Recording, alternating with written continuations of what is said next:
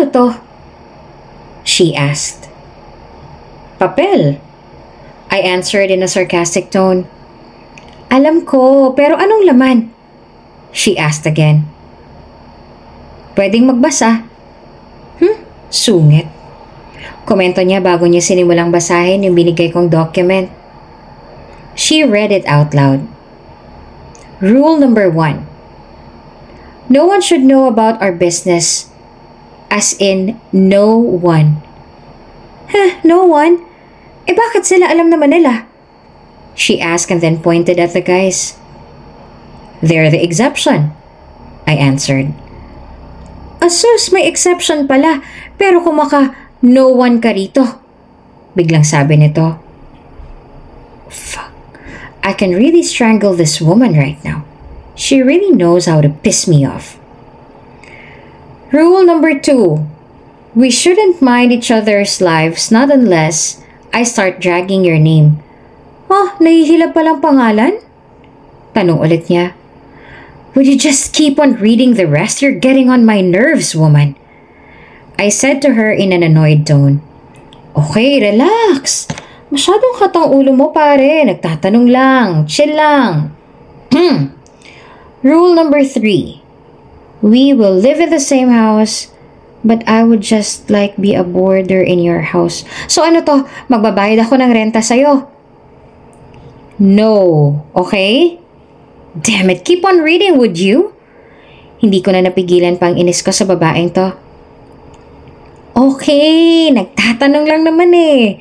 Chillax, man. Malay ko ba naman kasi? Sabi mo naman kasi rito, border. Nilinaw ko lang. Hindi ko naman ito. Rule number 4. I should give you a Ano?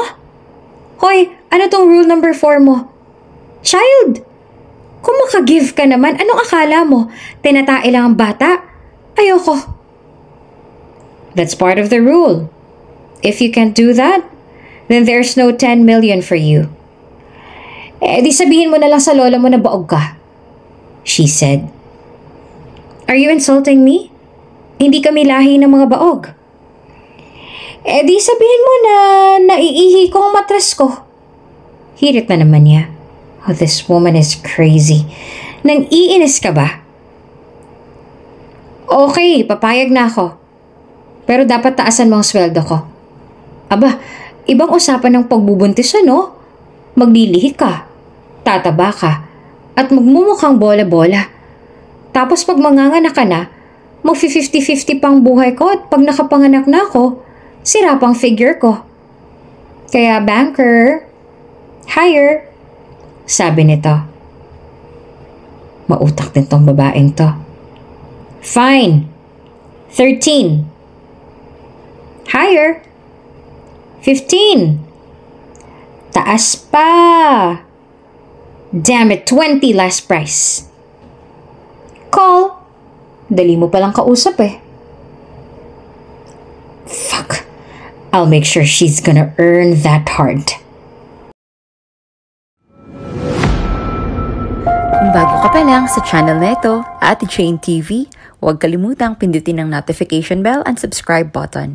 Sana po hindi naman malaking abala sa inyo ang pagpindot ng subscribe button dahil ang kapalit po nito ay ang pagsuporta para makapag-produce ng mga libreng stories sa mga channels ni Ate Jane. Maraming salamat!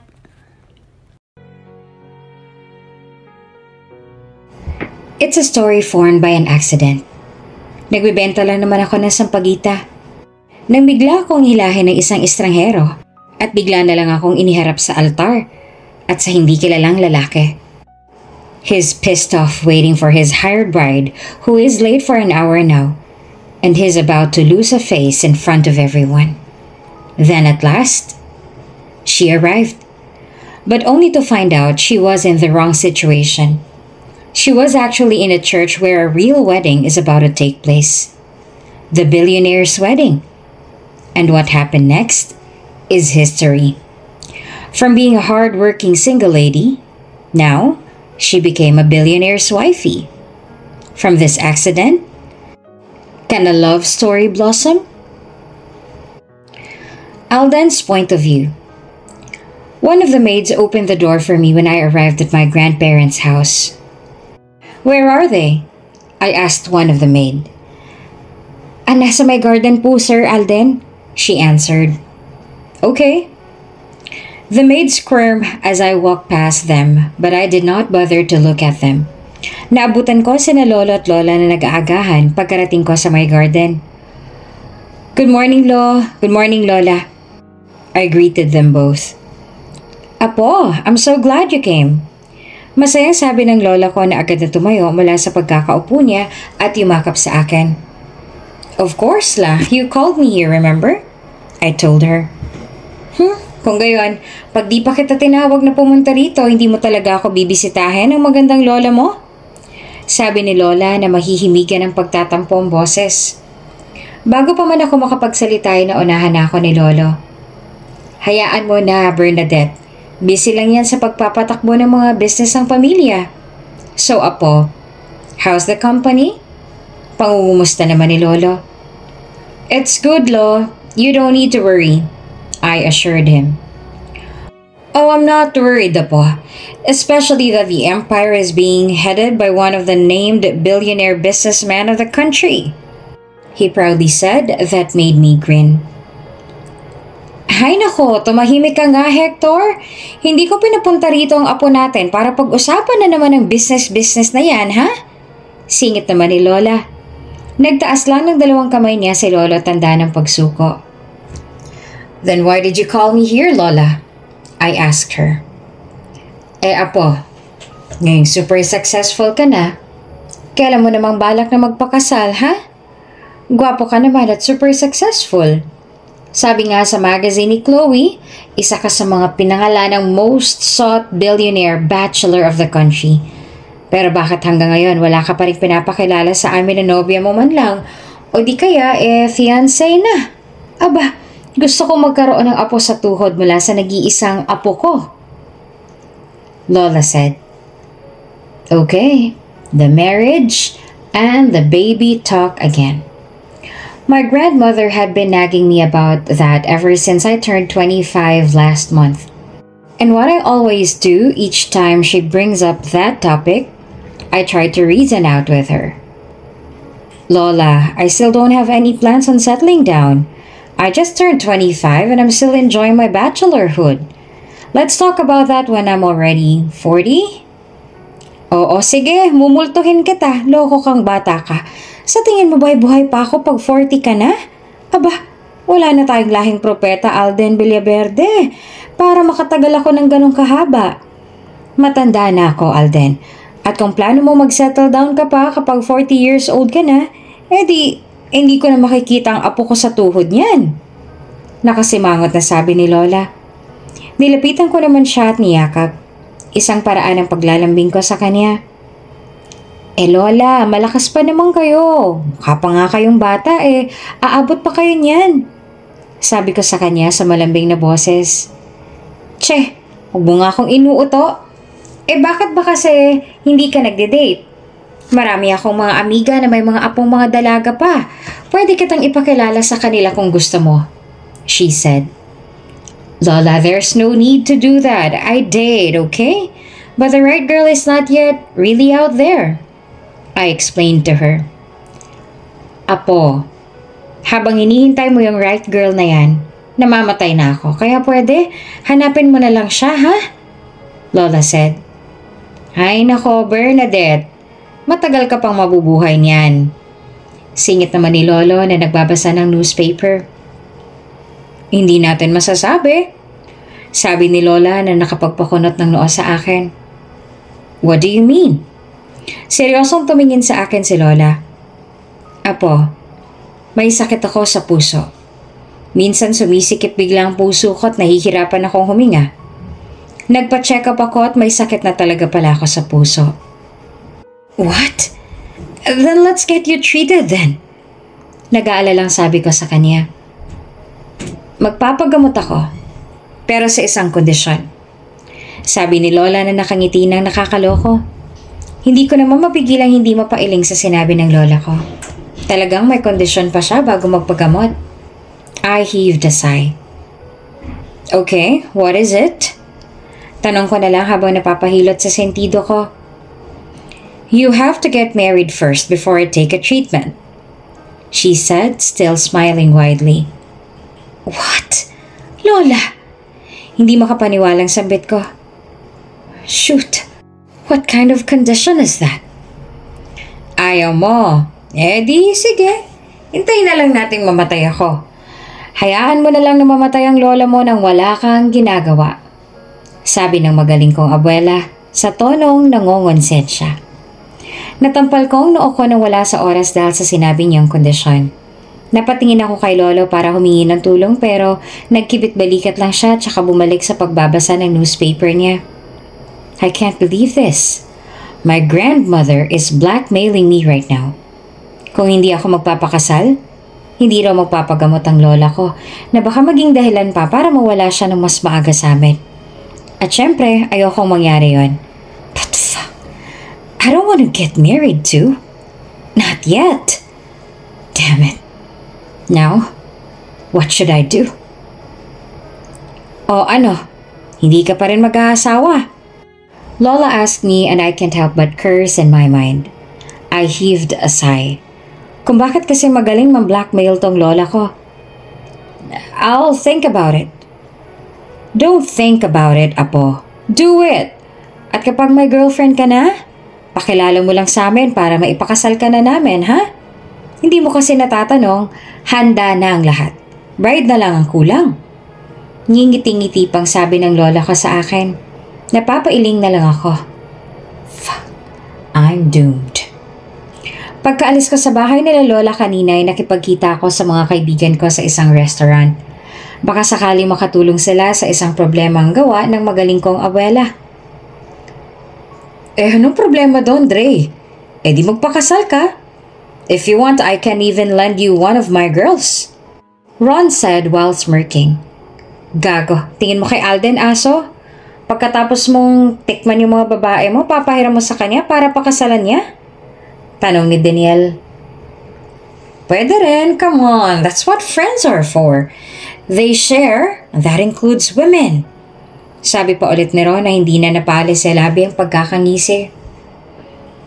What do you suggest he would do then, geniuses? Aba, mahirap nang maghanap ngayon ng babae na hindi mai-in-love sa kagwapuhan ko. Sabi ni Ron na agad namang binigyan ng masamang tingin. Hindi siya pinag-uusapan pero ang gago sinisingit palagi ang sarili. Okay sa kagwapuhan si Alden pero mas gwapo pa rin ako. Narcissistic asshole. Hire a bride. Danielle said who is busy looking at his phone. What? That's not a bad idea. Basta dapat humanap ka ng babae na talagang tutupad sa usapan. Ron agreed. Do I look like I have another choice? Damn. Why did I even have a blackmailer for a grandmother? Let's give it a try. But do you know where I can hire a bride? I asked them. Don't worry, Dre. Ako nang bahala dyan. I know a company where you can hire a Mrs. Villaverde. Ron said. Well, just make sure it's not a cheap company. Aba, choosy ka pa. Sabi nito kaya agad ko siyang sinamaan ng tingin. Kidding, Dre. Don't worry, hindi cheap to. Right the very moment we sat on our table, women started surrounding us and taking our pictures and requesting for our autographs. We even needed our bodyguards to keep those women away from us. Halos lahat kami nagulat nang bigla na lang kinelyuhan ng isang waitress nitong restaurant, yung isang matabang foreigner at tinulak ito sa dingding ng restaurant. Para sa isang babae na may kaliitan at mukhang 5 flat lang, malakas ito dahil naibalibag niya sa dingding yung malaking foreigner. Shit! The foreigner cussed. Shit ka rin! The waitress cursed back. Gago ka! Ang bastos mo ah! Hoy! Itong pinasok mo, restaurant, hindi bar. Naiintindihan mo? What the hell are you saying? Say it in English, woman. Aba, abuso ka rin ano? Ginawa mo nang massage ball ang puwet ko. Gagawin mo pa akong translator mo? Ayos ka rin no, Chong? Ang lakas ng loob mong mambastos. Di ka naman pala marunong umintindi ng Tagalog. Kung yung mukha mo kayang pangit ang i-transform ko para magkamukha na kayo ni Shrek. The waitress shouted. Miss Mendoza, bitawan mo na siya ngayon din. A man, who I think is the manager of this restaurant, ordered her. Miss Mendoza, you are The manager wasn't able to continue what he was about to say because the waitress lifted her hand in front of his face to make him stop talking. Huwag mo nang ituloy. Dahil I quit. May pa-you're fired ka pa dyan. Kayong apuyan kong dalawa nitong imported na baboy na to eh. Leche. The waitress said before letting go of the man. She was about to walk away, but the foreigner said something that made the waitress stop. Bitch!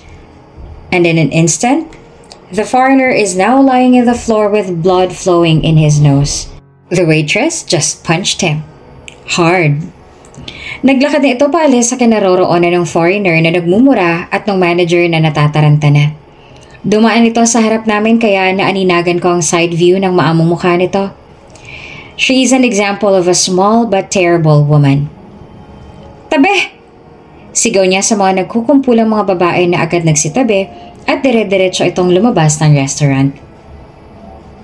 Now, that is one hell of a woman, Ron commented. And before I knew it, I found myself smiling because of that girl. Son's point of view. Leche. Bad trip yung kanong yun, manyakis na baboy na yun. Aba, anong tingin niya sa akin? Pokpok. Siya kayang pukpukin ko ng maso. Sa sobrang inis ko naman, ay nagpapadyak ako. Kailangan kong mailabas ang galit kong to. Kundi baka balikan ko yung manyakis na yun at dalhin sa isang lechonan sa Bulacan at ipakremate doon. Natigil lang ako nang marinig ko ang phone ko na nagre-ring. Si Jobert. Hello, Jobert. Bungad ko sa kanya sa kabilang linya. Bakla, ilang ulit ko bang sasabihin sa'yo na Jamie? J-A-M-I-E. Sabi ka agad nito mula sa kabilang linya. Oy, ano nga, Jobert? Sabi ko na lang at di na pinansin ang pangalan na gusto niyang itawag ko sa kanya. May pa Jamie pa kasi, Jobert naman ang pangalan. Sabi ng Jamie eh. Hay nako, tatawagin kitang Jamie kung nagpabinyag ka ulit. Ikaw bubuhat sa akin. Oo, at itatapon kita sa imbornal kung hindi mo pa sabihin sa akin kung bakit ka tumatawag. Inis naman sabi ko sa kanya. Isa pa to eh. Bad trip na nga ako, ang kulit pa. Ay nako, bad trip ka na naman dyan, Osha. Alika na rito sa ospital. Hinahanap ka ng doktor ng kapatid mo. May importante daw ang sasabihin sa'yo. O sige, pupunta ako riyan. Sabi ko kaagad nang narinig ko ang dahilan ng pagtawag nito. Pagkababa ko ng phone ay pinara ko yung isang paparating na jeep at sumakay. Hindi ko naman mapigilang hindi mapahinga ng malalim. Nawalan ako ng trabaho dahil sa manyakis na yon. Paano na to? Kailangan makahanap na ako ng trabaho kaagad para may ipambayad ako sa operasyon ng kapatid ko. Kulang kasing kinikita ko bilang isang news writer ng isang newspaper at saka ayoko ding umasa sa maliit na grocery store namin kay mama at papa. Alden's point of view.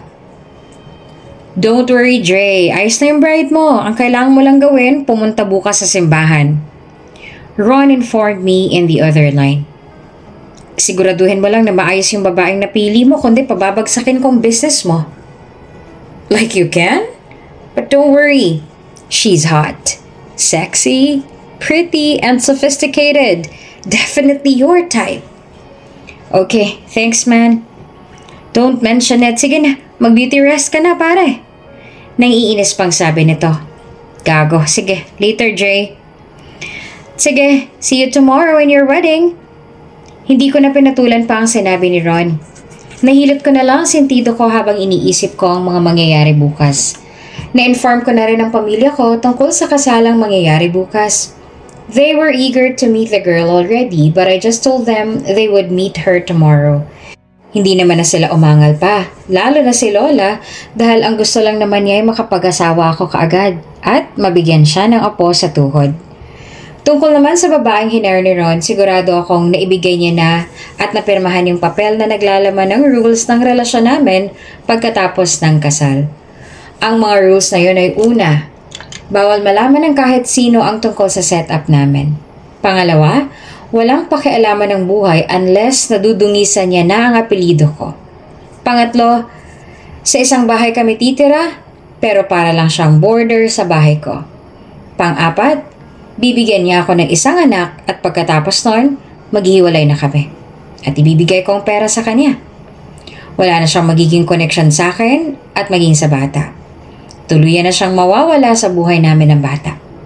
Panlima, the most important rule, she should not fall in love with me. As simple as that. If she's able to follow all those 5 rules, 10 million will be given to her. Our relationship would just be an employer-employee-like. No strings attached. Napatingin naman ako sa wall clock ng kondo ko. It's already 11 p.m. I can't help but sigh. Tomorrow will be a busy day for me. Damn it. I'm gonna kill Ron for this. Shit. The bride he hired is 1 hour late. And I'm about to lose face in front of everyone who are in the church. Tumayo naman si Lola sa kinauupuan niya at nilapitan ako. Apo, darating pa ba yung mapapangasawa mo? Tanong niya sa akin. Lola, wag po kayong mag-alala. On the way na po. Nagka-problema lang kasi pero on the way na po siya. Sagot naman ni Ron na siyang best man ko. Pagkabalik ni Lola sa upuan niya ay pasimple kong kinuwelyuhan si Chino. Damn it, Ron. Where the hell is that fucking bride of yours that you hired? Gigil na bulong ko sa kanya. Dre, kalma ka lang. On the way na talaga. Sabi pa ni Ron. Siguraduhin mo lang dahil mapapatay kita nang wala sa oras pag di pa siya nagpakita. Banta ko sa kanya. Halos nagbubulungan ang lahat ng mga tao na naririto ngayon sa simbahan habang iniintay pa rin namin yung bride. Fucking hired bride. She better make it here or I'll kill her too. Son's point of view. Kuya, paliparin mo na! Pagmamakaawa ko naman kay Kuya driver. Kanina pa kasi kami nakatigil dahil sobrang traffic at nalilate na ako sa magaganap sa may simbahan. Nabalitaan ko kasing may ingranding kasalan doon at bala ko sanang magtinda ng sampagita para dagdag sa mga panggastos namin. Tiyak na malaking kikitain ko doon. Isa pa, ang taas ng babayaran ko. 200 lang dala kong pera at 150 ng metro ko. Miss, hindi naman si Darna tong sasakyan ko. Pamimiloso po naman sa akin ng kuya taxi driver kaya napataas ang kilay ko. Bigyan mo ako ng barbell, kuya. Malay mo si Captain Barbell pala siya at hindi si Darna. Kung gusto mo, ibigay mo sa kanya yung kabibe. Malay mo si Jezebel pa siya. Sarkastikong sabi sa kanya. Leche, pipilosopahin pa ako. Napatingin ako sa phone ko nang mag-vibrate iyon. May text galing kay Jobert at tinatanong na kung saan ako at kaagad ko namang nireplyan. Umusad kami pero kaunti lang. Leche. Dali-dali kong inalas yung suot kong heels at nilabas mula sa bag ko yung pink na sneakers at isunuot.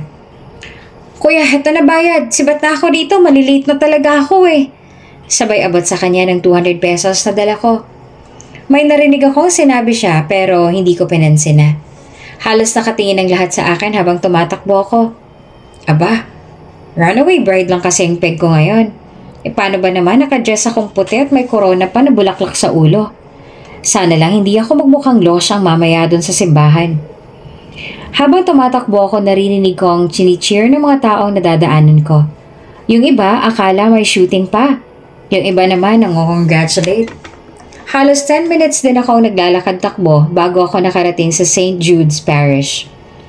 Okay, hinga muna, son. Breathe in, breathe out. Breathe in, breathe out. Whew! Nang umayos-ayos ang paghinga ko, doon lang ako naglakad papunta sa may nakasarang pintuan ng simbahan. Napataas kilay ako na may makita akong 4 na naka-black suit na lalaki. Mukhang mga bodyguards. Laking gulat ko naman nang hatakin ako ng isang beki papunta sa nakasaradong pintuan ng simbahan. Teka, asa na sila Jobert? At bakit nakasara tong pintuan ng simbahan? Akala ko ba may kasalang magaganap dito? Ay ewan, baka nasa loob lang sila. Huh! Hinga lang ulit, San. Nang tuluyan ng umayos ang paghinga ko ay agad kong binuksan yung pintuan ng simbahan. Bili na po kayo ng Malakas na sigaw ko. At unti-unting nalaki ang mga mata ko habang nakatingin ngayon sa mga taong nakatingin sa akin. Uh-oh. Lalabas na sana ako pero biglang hinarangan ng 4 na men in black ang daraanan ko. Biglang lumapit sa akin ang Becky. Buti andito na kayo, ma'am. Ikaw na lang kasing hinihintay. Sabi ng Becky humatak sa akin kanina. Hala, teka. Anong akong inyong hinihintay? Hindi ako yung bride, ano? Teka. Hindi ako yung Ikaw na, ma'am. Pagpuputol ng Becky sa sasabihin ko sana at tinulak pa ako. No choice.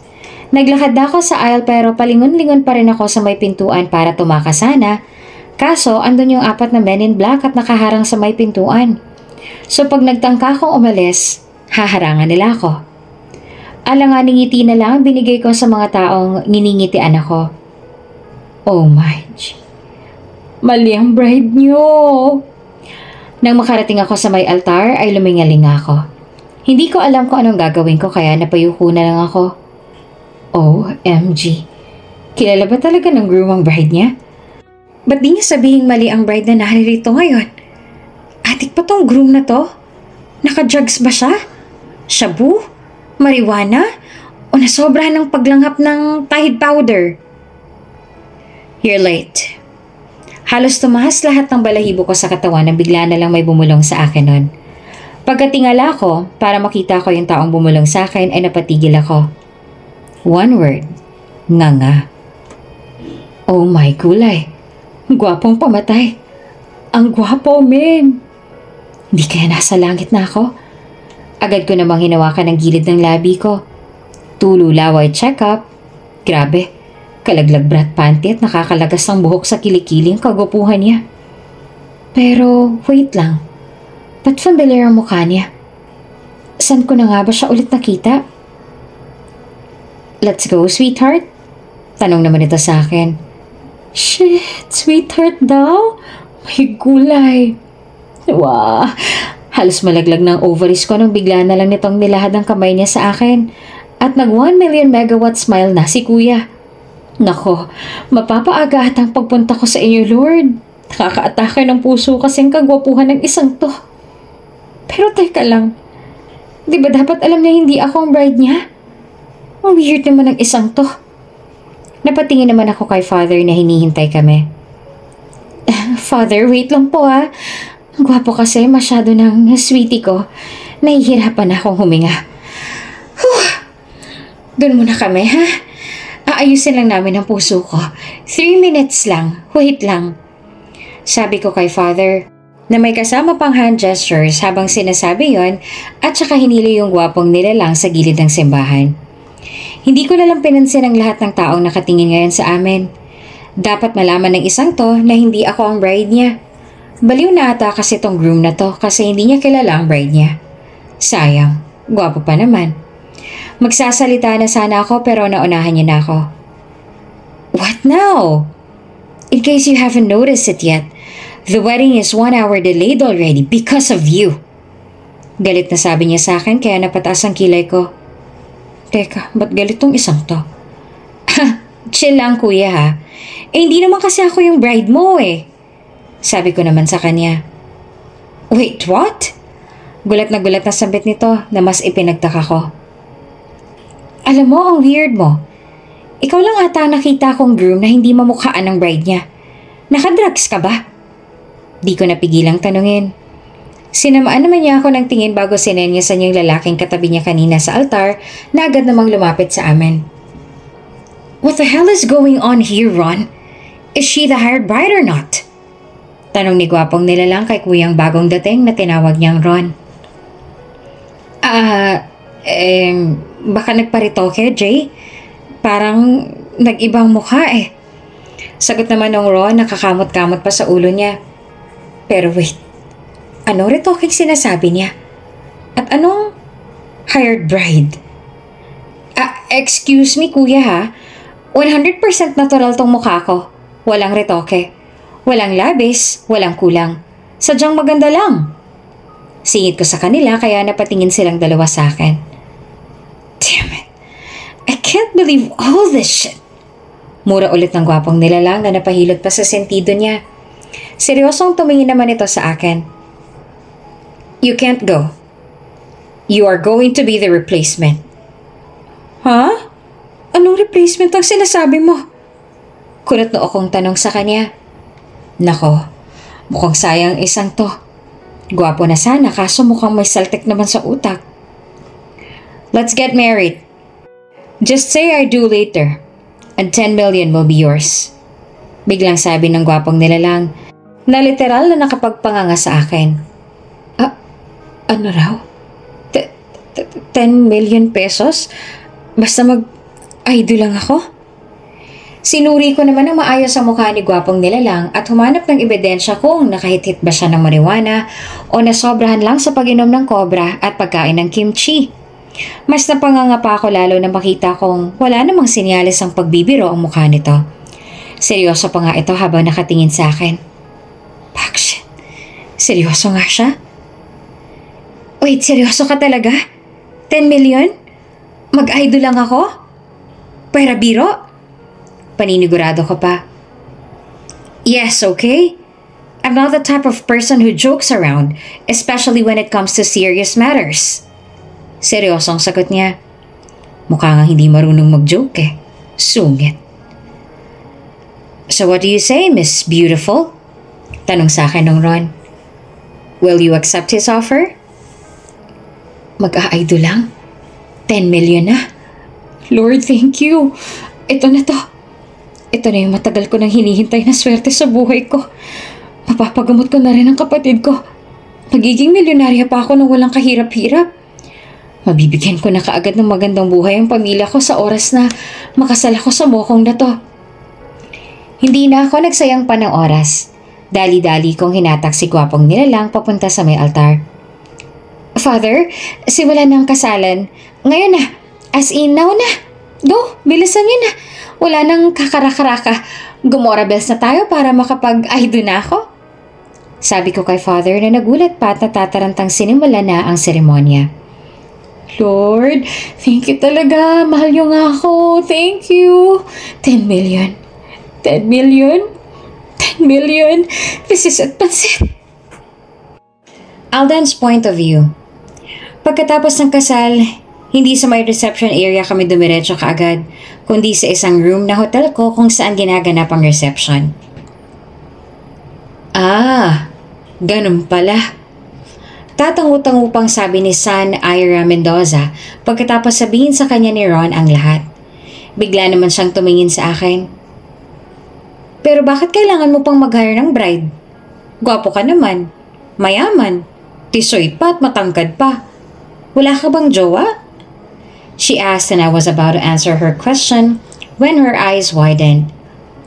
OMG, wag mo sabihin bakla ka. Natawa naman yung lima sa sinabi nitong babaeng to. I gave them my death glare.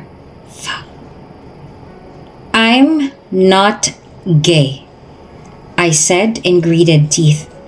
I even emphasized the word not. Okay, sabi mo eh. Malay ko lang naman kasi, you can never tell. Marami kasi mga gwapong sayang lang dahil kaparehas lang namin ng preference sa buhay. Kibit-balikat na sabi niya. This woman? Hindi baklayang si Alden pero sadyang ayaw niya lang na pumasok sa isang seryosong relasyon. Kaya wala siyang girlfriend na pwedeng pakasalan. Arky said. You really look familiar. Ron said while looking at Son's face. She's the woman from the restaurant. The one who punched the foreigner? Danielle answered. No wonder she looks familiar. So, she's that woman, huh? Oo nga. Ron said, who even nodded as he remembered who Son is. Nako, nandun pala kayo? Nakita niyo ako? Nakakahiya naman. She said shyly. Don't be. That asshole deserved that punch anyway, Ismael said, grinning. I coughed to get their attention. I handed the paper which contains my rules to Sun. Ano to? She asked. Papel. I answered in a sarcastic tone. Alam ko, pero anong laman? She asked again. Uso magbasa. Sungit. Komento niya pa bago niya sinimulang basahin yung binigay kong document sa kanya. Damn. I think I need a huge bank of patience for this woman. Rule number 1, she read it out loud. No one should know about our business, as in no one. No one? Eh bakit sila? Alam naman nila. She asked, then pointed at the guys. They're the exception, I answered. Asus, may exception din pala. Pero kung no one ka rito. Biglang sabi nito, I can really strangle this woman right now. She really know how to piss me off. Rule number 2. We shouldn't mind each other's lives, not unless I start dragging your name. Nahihila palang pangalan? Tanong ulit niya. Would you just keep on reading the rest? You're getting on my nerves, woman. I said to her in an annoyed tone. Okay, relax. Masyado namang hot ang ulo mo, pare. Nagtatanong lang chill ka lang. Rule number 3. We will live in the same house, but I would just be a boarder in your house. So ano to? Magbabayad ako ng renta sa'yo. Sabi ni San. No, okay? Damn it, keep on reading, would you? Hindi ko na napigilan pang inis ka sa babaeng to. Pinapainit talaga niya ang ulo ko. Kung bakit kasi sa lahat ng bagay, may hirit pa siya. Okay, nagtatanong lang naman Chillax, man. Malay ko ba naman kasi? Sabi naman kasi dito, border. Nililinaw ko lang. Piko naman ito. Komento nito bago binalik ang atensyon doon sa papel. Rule number 4. I should give you a Ano naman tong rule number 4 mo? Child? Kung makagive ka naman, anong akala mo? Tinatay lang ang bata? Ayoko. Sabi ni San. That's part of the rule. If you can't do that, then there's no 10 million for you. I told her. Di sabihin mo na lang sa lola mo, baog ka. She said. My forehead crumpled with what she said. Are you insulting me? Hindi kami lahi ng mga baog. Di sabihin mo na naiihi kong matres ko. Hirit na naman niya. This woman is crazy. Naiinis ka ba? Sinamaan ko na rin ang tingin ng 5 kasama namin dito. Imbes na tulungan ako, tinatawanan pa mga pinagsasasabi ng babaeng to. Okay, papayag ako. Pero dapat taasan mo ang sweldo ko. Aba, ibang usapan ng pagbubuntis Maglilihi ka, tataba ka at magmumukhang bola-bola. Tapos pag manganganak ka na, mafi-50-50 pa ang buhay ko. Pag nakapanganak na ako, sira pang figure ko. Kaya banker? Hire! Sabi nito. Aba, mautak din ang babaeng to. Kung hindi lang para sa lola ko, hindi ko papatulan tong babaeng to. Fine. 13. I told her. Higher. 15. Taas pa. Hilit pa din niya. Fuck. Damn it, 20, last price. I said in a firm tone. Call. Dali mo naman palang kausap Napangiting sabi nito. I'll make sure she's gonna earn that hard. Shit, 20 million ang winaldas ko ng ganun-ganun lang para sa babaeng to. Rule number 5, I should not fall in love with you. Wow, kuya, no offense Pero talagang ako hindi dapat ma-fall sa'yo? Pansin ko lang Hilig mo sa first person point of view, no? Lagi na lang ikaw, ikaw, ikaw. Self-centered much? At saka, malay mo naman, ikaw ang ma-in love sa akin. She commented. Now, that's where I left.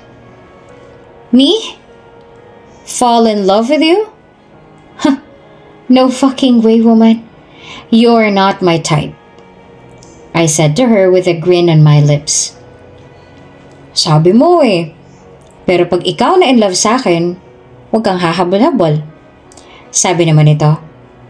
I just smirked again with what she said. That will never happen. So, do we have a deal? I asked her. Deal? Sagot naman ni Sun. Then we shook our hands, sealing the deal. Sun's point of view. Pagkatapos namin mag-usap, pumunta na rin kami sa wakas dito sa my reception area. Buti nga, gutom na rin ako. Susubo na sana ako nang bigla na lang may umagaw doon sa spoon na hawak ko. Tatarayan ko na sana yung taong yon pero hindi ko na natuloy nang makita ko na si gwapong nilalang / Alden Villaverde / Mr. Billionaire Bachelor na nakita ko kahapon sa magazine ang pumigil sa akin. Oh, bakit? Kitang kakain ng tao eh. Pagtataray ko sa kanya. Ganyan talaga ako, mataray pag gutom. Eat later. I need to introduce you to my family first. Sabi ni Alden. Hindi ba pwedeng silang later at itong pagkain ko ang first? Tanong ko naman sa kanya pero hindi siya sumagot. At bagos ay nakatingin lang siya sa akin. Sabi ko nga silang una. Sabi ko na lang sabay tayo mula sa pagkakaupo ko. Agad kaming lumapit sa table na kinaroroonan ng pamilya niya. Han, meet my grandparents. Hector Villaverde, Bernadette Villaverde. My parents, Alan Villaverde and Maya Villaverde. Everyone, I'd like you to meet my wife, Sun Ira Mendoza. Pagpapakilala naman ni Alden sa akin sa pamilya niya. Hello po, nice meeting all of you po. Nakangiting sabi ko sa kanila. Nice meeting you too, Iha. Nakangiting sabi ng lolo ni Alden. Welcome to the family, Iha. Nakangiting sabi naman ng daddy ni Alden. Thank you po. My. Ang ganda mo pala, Iha. Pero bakit ngayon ka lang pinakilala sa amin ni Alden? Bakit hindi niya nababanggit sa amin na may girlfriend na pala siya? Ang tagal-tagal ko rin siyang kinulit na mag-date. Yan pala ay may girlfriend na siya. Sabi naman ng lola ni Alden. And by the way, where's your family, Iha? Hindi ba sila makakadalo? Tanong kaagad ng mama ni Alden. Napatingin naman ako kay Alden at humingi ng tulong, pero ang loko nag-iwas ng tingin. Letse tong isang to. Maimpacho ka sana. Ano po kasi, ayoko lang po kasing magulo yung private life ko kaya sinekreto ko na lang po ang relasyon namin ni Alden. Alam naman po natin, isang kinikilalang businessman si Alden at daig pa nilang isang artista sa kasikatan niya at ng mga kaibigan niya. Pagpapaliwanag ko sa kanila. Oh wait, ilang taon na ba kayo magkasintahan? Tanong naman ng mama ni Alden. 2 years po, sagot ko. 1 year, sagot naman ni Alden na sumabay sa pagsagot ko. Ha? Ano ba talaga? Naguguluhang tanong ng mama ni Alden. Paano ba naman magkaiba kami ng sagot ng anak niya? Nalintikan na. Pasimpleng ngumiti naman ako tsaka humarap kay Alden at tinapik ang pisngi nito kaya pasimpleng sinamaan niya ako ng tingin. Ikaw talaga, sweetie, makakalimutin ka. 2 years kaya, remember? Ayan kasi masyado kang busy sa work. Nakalimutan mo ng 2 years na tayo. Sabi ko sa kanya tsaka binigyan siya ng leche ka, umarte ka ng maayos kundi sisipain kita, stare. Right. Sorry, I forgot.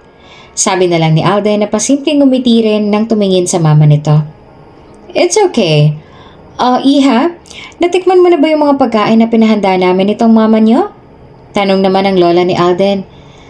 Hindi pa nga po eh. Kasi itong apo niyo, hinila ako bigla nang titikman ko na. Oh, dapat tikman mo na. I'm sure masasarapan ka. Sige na Alden, pakainin mo ng asawa mo. And Iha, simula ngayon, call me Lola. And Lolo naman ang itawag mo sa asawa ko. At daddy at mama naman ang itawag mo sa parents si Alden dahil parte ka na ng family namin. Sabi ulit ng lola ni Alden. Sige po Lola. Medyo nautal pang sabi ko. Naku Lola, Kung alam niya lang na kunwari lang lahat ng to. At ngayon pa talaga ako nakonsensya. Bumalik din kami sa table namin sa may harapan pagkatapos namin kausapin ng pamilya ni Alden. Sa duration ng reception, pinapakilala lang ako ni Alden sa lahat ng mga bisita.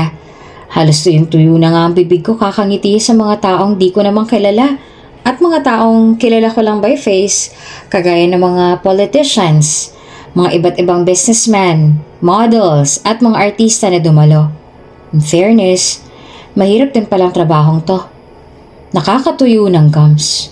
Pero okay lang, 20 million naman ang kapalit.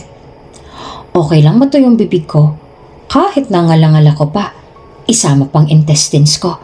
Basta ba maging instant milyonarya ako? Mwahahaha. Son's point of view. Aray ko, ang sakit ng likod ko. Grabe, dapat ata uminom ako ng Sherifer nito. Sabi ko pagkapasok ko sa kwarto namin dito sa hotel ni na Alden. Agad din akong nahiga sa kama. Evan. Sabi ko nang tuluyan akong humiga sa kama. Sherifer has nothing to do with your back. That's for your height, dummy. Narinig kong sabi ni Alden na nakaupo sa sofa at inalis ang sapatos niya. Eddie Anlin, ate nito? Gwapo nga, sumit-sumit naman. Naglihi ata ang isang tao to sa samaan ng loob eh. You take a shower first. Narinig kong sabi niya. Mauna ka na, nagbumuwin pa nga kami ng kami. Sagot ko sa kanya habang nakatingin lang sa may siling ng kwarto at yakap-yakap ang isang unan. Baliw. Narinig kong sabi niya pero hindi ko na pinatulan pa. Ba't ko papatulan kung totoo naman? Matagal na talaga akong baliw. Magandang baliw, haha. Maya-maya pa ay narinig kong pagsara ng pintuan ng bathroom. Dali-dali naman akong tumayo at pumunta sa may walk-in closet at inalis yung gown na suot-suot ko at sinuot ko yung robe. Kinuha ko na rin yung damit na nasa bag ko na ipampapalit ko sana after ng pagtitinda ko kanina. Pero yun nga, sa maling venue ako napunta. Buti na lang walking shorts yung dala ko. Halos makatulog na akong kakahintay kay Alden na matapos. Grabe ang tagal ah. Daig pang babae. Ganun ba kadaming dumi sa katawan niya at hindi isang ilod lang ang ginagawa niya? De, joke lang. Huwag natin sabihin sa kanya. Makabigla na talaga niya akong ibigti. Narinig ko naman ang pagbukas ng pintuan ng bathroom kaya napaupo ko mula sa pagkakahiga ko sa kama. Magsasalita sana ako pero agad nawala sa utak ko yung sasabihin ko dahil sa nakikita ko ngayon. Oh my, makulay na buhay. Nakatayo lang naman kasi si Alden sa labas ng bathroom at tanging ang tuwalya na nakatapis sa bewang niya ang suplat niya sa katawan. Kaya kitang-kita ko ang 8-pack abs niya. Wow! Parang Nescafe lang. Ang yummy! Like what you're seeing, sweetheart? Mapanuksong sabi niya habang nakangisi pa. Mukhang napansin niyang nakatingin ako sa perpekong katawan niya.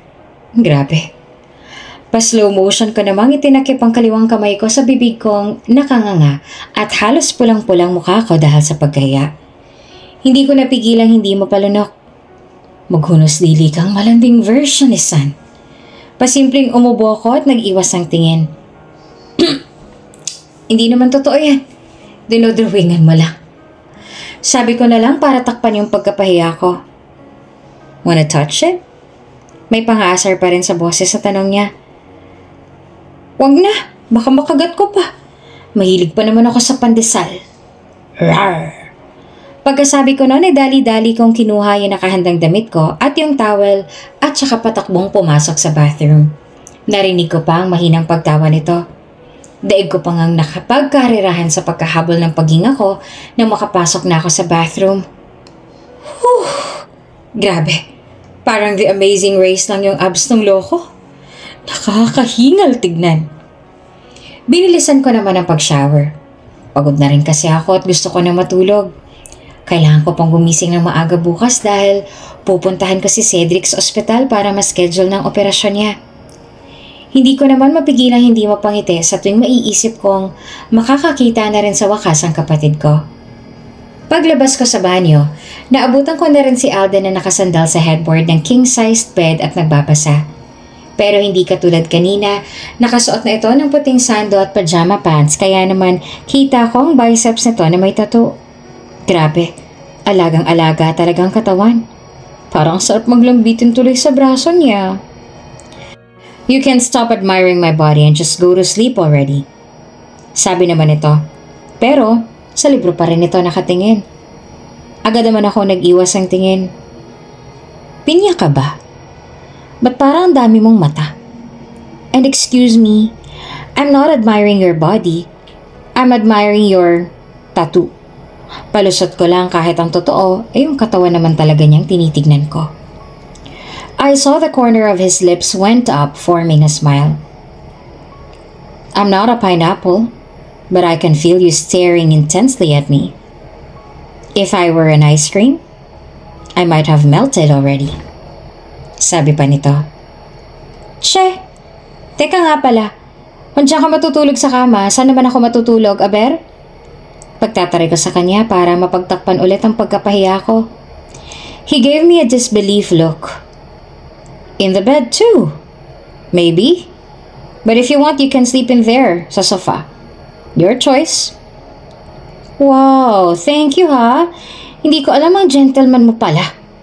Sarkastikong sabi sa kanya. Sinasabi ko sa'yo, hindi tayo pwedeng magkatabi sa iisang kama. Kaya kung pwede, ikaw na lang dito sa sofa.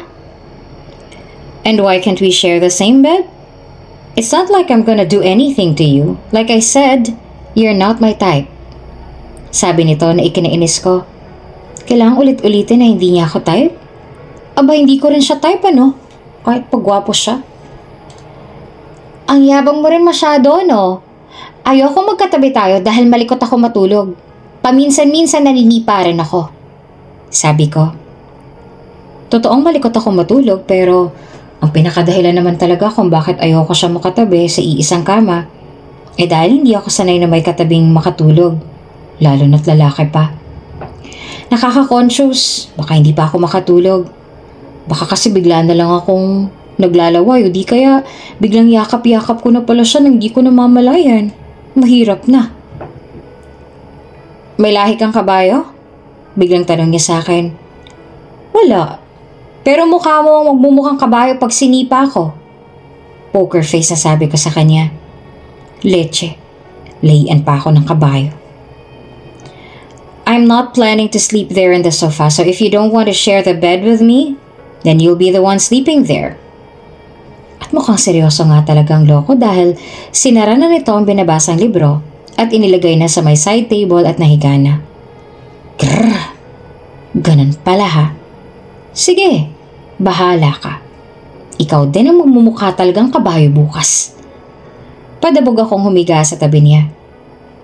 Oh, kala ko ba sa sofa ka matutulog? Tanong niya sa akin pero nakatalikod ito.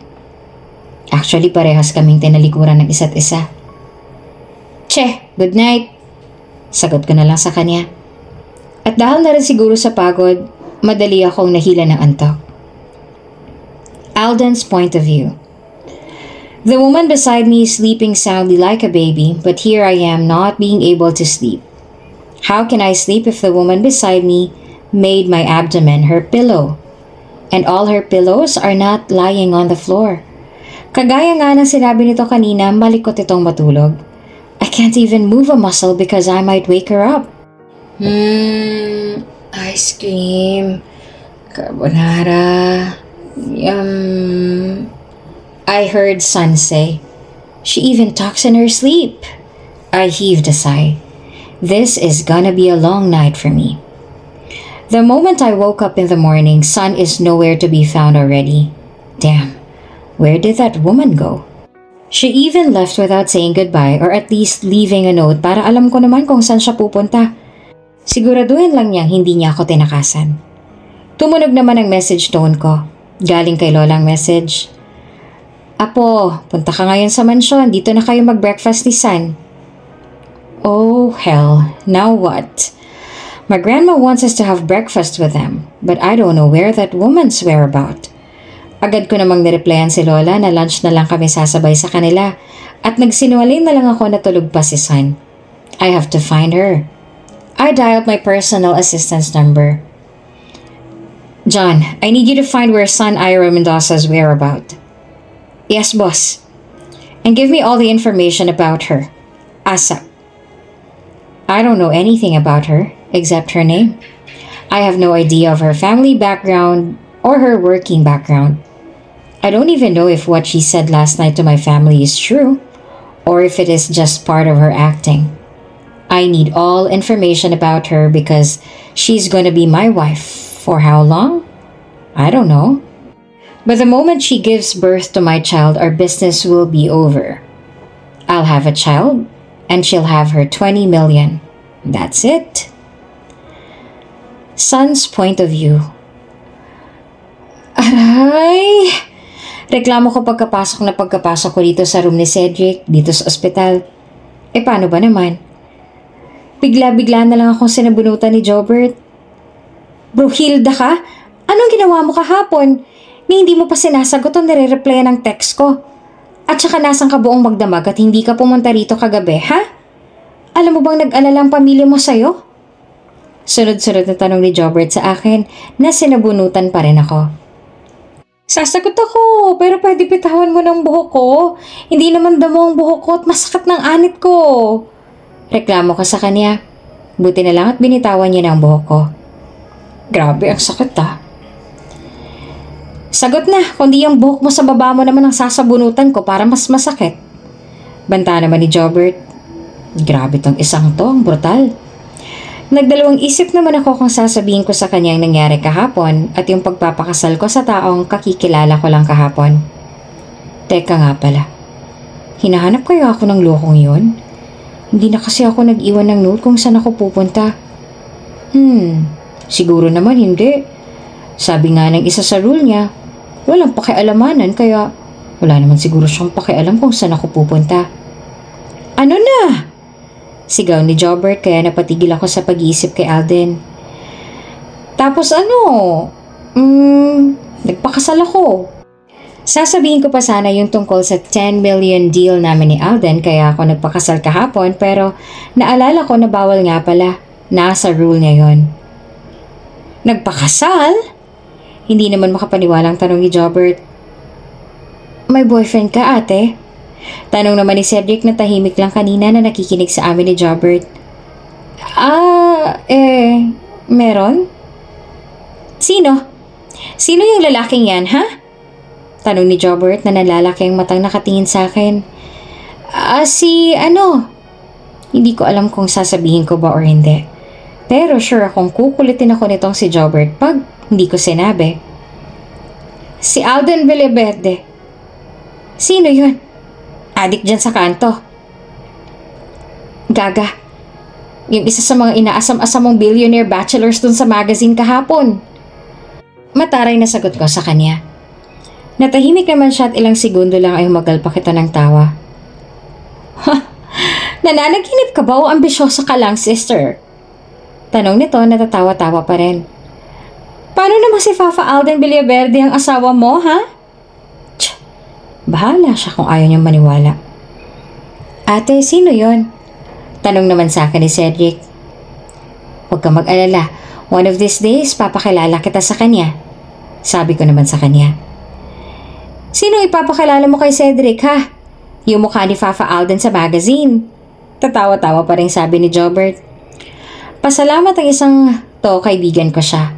Kundi, baka kanina ko pa siyang nasipa. Napatingin ako sa may pintuan ng room ni Cedric nang may kumatok doon. Sino kaya yon? Lumapit naman ako at binuksan yon. Namilog ang mga mata ko nang mapagsino ko yung taong kaharap ko ngayon. Walang iba, kundi si Alden. At dahil 5 flat lang ako habang ito naman ay mukhang nasa 6'3" ang height, nakatingala ako sa kanya. Oh, sino naman yan? Napatigil naman sa pagtawa si Jobert at naubo nang makita kung sino ngayon ang taong nasa harap namin. At kagaya ko, namilog din ang mata nito. Anong ginagawa mo rito? Tanong ko sa kanya na makabawi ako sa pagkabigla ko. Napatingin naman ako kay Jobert ngayon na parang na-estatwa sa kinatatayuan niya at nakanganga. Woy, mahipan ka ng hangin dyan eh. Manahimik ka. Nagmo-moment ako rito. Parang wala sa sariling sabi ni Jobert habang nakatitig lang ito kay Alden. Napailing na lang ako sa kaibigan ko. Si Jobert Santos, best friend ko. Pagpapakilala ko kay Alden sa kaibigan kong titig na titig sa kanya. Hi, casual namang sabi ni Alden. Hello. Parang wala sa sariling sabi ni Jobert. Kung nagiging hugis puso lang talagang mata, baka kanina pang hugis puso ang mata ng isang to. Ate, sino yan? Siya na ba yung asawa mo? Narinig kong tanong ni Cedric. Naglakad ako papunta sa kama at naupo sa tabi ni Cedric. Lumapit din si Alden at si Jobert na kay Alden pa rin nakatingin. Oo, siya si Alden Valibete. Asawa ko. Sabi ko sa kanya. Si Cedric Mendoza, kapatid ko. Pagpapakilala ko naman kay Cedric kay Alden. Nice meeting you, Kuya Alden. Nakangiting sabi ni Cedric. Nice meeting you too, Cedric. Alden said. Bruha ka? Ba't di mo sinabing si Alden Valibetin pinakasalan mo? Bulong naman ni Jobert sa akin habang nakaupo kami sa sofa na naririto sa loob ng kwarto ni Cedric. Sila Cedric at Alden naman, hayon at busy na nagkakwentuhan. In fairness, hindi sinusungitan ni Alden ang kapatid ko. Ako kasi, sinusungitan niya eh. Pero okay lang, gwapo pa rin naman siya. Bakla, sinabi ko kanina, 'di ba? Tinawanan mo pa nga ako at sinabihang ambisyosa. Oh, sino ngayon ang napahiya? Taas kilay kong tanong sa kanya. Oo na, malay ko ba namang totoo pala? Bakit ngayon mo palang pinakilala at hindi pa noon? Hindi mo po kami sinama sa kasal ninyo kahapon. Tanong ulit ni Jobert, nakakaringgan ng pagtampo ang boses. Ngayon ko lang naalala na may asawa ko. Sagot ko na lang. Baliw. Bakulaw. Grabe ang gwapo niya. Parang masarap tikman, te. Sabi ni Jobert na bumalik kay Alden ang tingin. Sige, subukan mo. Papatikmin din kita sa aso. Damot, di marunong mag-share? Bakit? Mukha bang tinapay ang asawa ko para i-share ko sa'yo, ha? Nax, the possessive me. Kaetchingan kong to? Irap sa akin ni Jobert. Sweetheart, napatingin naman kaming dalawa ni Jobert kay Alden. Ako? Tanong ni Jobert sabay tayo at parang timang lang na nakangiti. Buti na lang parang hindi naman allergic sa mga gay si Alden at hindi naiinis. Parang wala lang sa kanya ang pinagagagawa ni Jobert. Agad ko namang hinila sa kamay niya si Jobert at pinaupo ko at saka ako naman ang tumayo. Ako, kaya wag kang ambisyoso. Huwag mo kong agawan ng moment. Sabi ko kay Jobert na sinimangutan ko. Bakit? Nakangiting tanong ko naman kay Alden. We need to talk. Seryosong sabi nito. Okay, sa labas muna kami. Sabi ko kina Jobert at Cedric na tumangulang at lumabas na kami ni Alden. Umupo naman kami sa may bleacher na nasa hallway. Why didn't you tell me where you're going? Inis na tanong nito sa akin. Sinabi ko, tulog ka lang kaya hindi mo narinig. Simangot na sagot ko. Ang init agad ng ulo. You should have left a note saying where you're going. Hindi yung bigla ka na lang umalis. Naiinis pa rin sabi nito. Napakunot naman ang noo ko sa inakto niya. Ang labo mo ko naman pala eh. Sabi mo naman kasi walang pakialamanan sa buhay ng bawat isa. Kaya inisip kong baka wala ka rin pake kung saan ako pupunta. That's not the point. Kunot na ang sabi ni Alden. Well, obviously I don't know what's your point then. Ang labo ng isang to. Nag-text si Lola kanina. She invited us to have breakfast with them. But because I didn't know where you are, that you're here, I had to lie that you were still asleep and that we'll just have lunch with them. Ganun ba? Sige, saan ba tayo magla-lunch? In Spacelight Restaurant.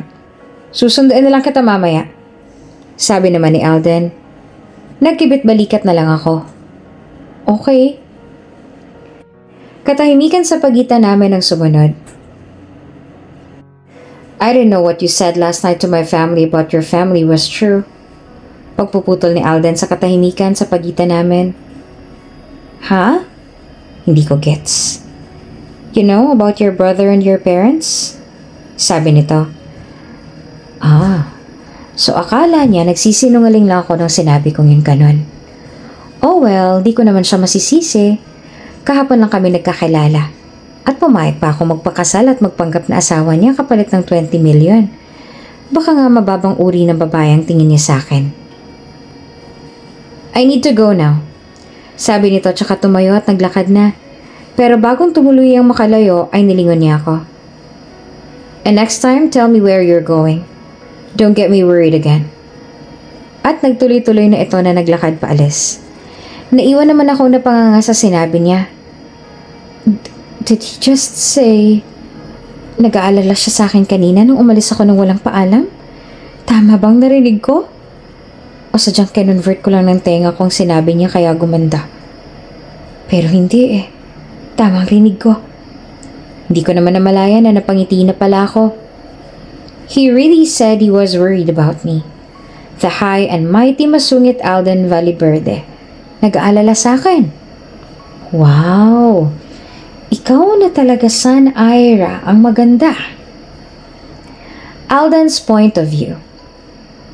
So pare, kamusta na pala kayo ni San? Ron asked me in a teasing tone. I just looked at him but did not bother answering his question. I just went back signing the documents in my table. He's not the only one who's here in my office right now. Danielle, Arky, Ismael, and RJ are here as well. We had a meeting earlier. That's why they're here in my office. Come on, pare. Mag-share ka naman. Pangungulit pa rin ni Ron. Parang babae lang kung mangulit ang gago. Shut up, Ron. Why won't you just mind your sex life and not the sex life of others? Danielle said. Paano mo nalaman na tungkol doon ang tatanungin ko? Hindi kaya. Nakapout pang sabi ni Ron. Ang bakla talaga ng isang to. Yeah, right. Nakangising sabi naman ni Ismael. Alam na namin ang takbo ng utak mo eh. Sabi naman ni RJ. Tanging nasambit na lang ni Ron. Ron continued on bubbling things about him and his women when suddenly we heard something outside. Or rather, someone. Miss, bawal po talagang pumasok dyan kung wala kayong appointment sa boss ko. I heard my secretary say. Miss, makinig ka. Masakit ngayon ang buong katawan ko kaya wag mong painitin ang ulo ko. Paparaanin mo ako o paparaanin kong grass cutter sa mukha mo? A pissed off tone said. Then suddenly the door of my office opened with my secretary holding Jewel's waist like she's trying to stop her from entering. Annoyance is visible on Jewel's face while looking down at my secretary. Miss, may lahi ka bang suso? Pwede bitiwan mo na ako? Masakit ang balakang ko oh. Sabi pa ni San sa secretary ko. Miss Santos, it's okay. You can go back to your work now. I told my secretary. Yes, sir. Then she went off my office. Iritang tumingin naman sa akin si San. Airport pa tong office mo, ha? Ang daming stopover bago makarating dito, ha? Tinahulan na nga ako ng mga bulldog mo sa baba. Ngayon naman tinarayan pa ako at pinigilan ng isang dikya na may lahi pa atang suso. If I'm not mistaken, the bulldog she's referring to are my security guards in the entrance of the building. Napakunot naman ang noo ko na maglakad nitong parang pilay ang isang paa nito at nakahawak pang kamay nito sa balakang niya. Naka-walking shorts ito kaya napansin ko ang gasa sa kaliwang tuhod niya. Patulong naman sa pag-upo mga kababayang gwapo. Sabi nito at agad siyang inalalaya ni Danielle at RJ na umupo sa sofa. Napapangiwi pa ito habang paupo. What happened to you? Kunot na akong tanong ko sa kanya. Ayun, nag-aladar na ako pero nung nasa ere na ako, doon ko lang na-realize na ako pala si Jezebel. Kaya yun, nakipagyakapan lang naman ako sa sahig. Simangot na sagot ko. I think I'd better bring you to the hospital. You're in pain, I told her. Napangiwi kasi ito sa bawat galaw na ginagawa niya. Wag na, kagagaling ko lang doon. Sabi naman ito. What? Then why did you come here? You should have stayed there and rest. I can't help but raise my voice on her. How could I not? She knows she's in pain but she chose to leave the hospital. Alam mo, ang labo mo talaga kahit kailan. Ikaw daw nag-text at pinapunta mo ko rito tapos galit ka pa dahil pumunta ako rito? Labo mo, pare. Son reasoned out. This unbelievable woman.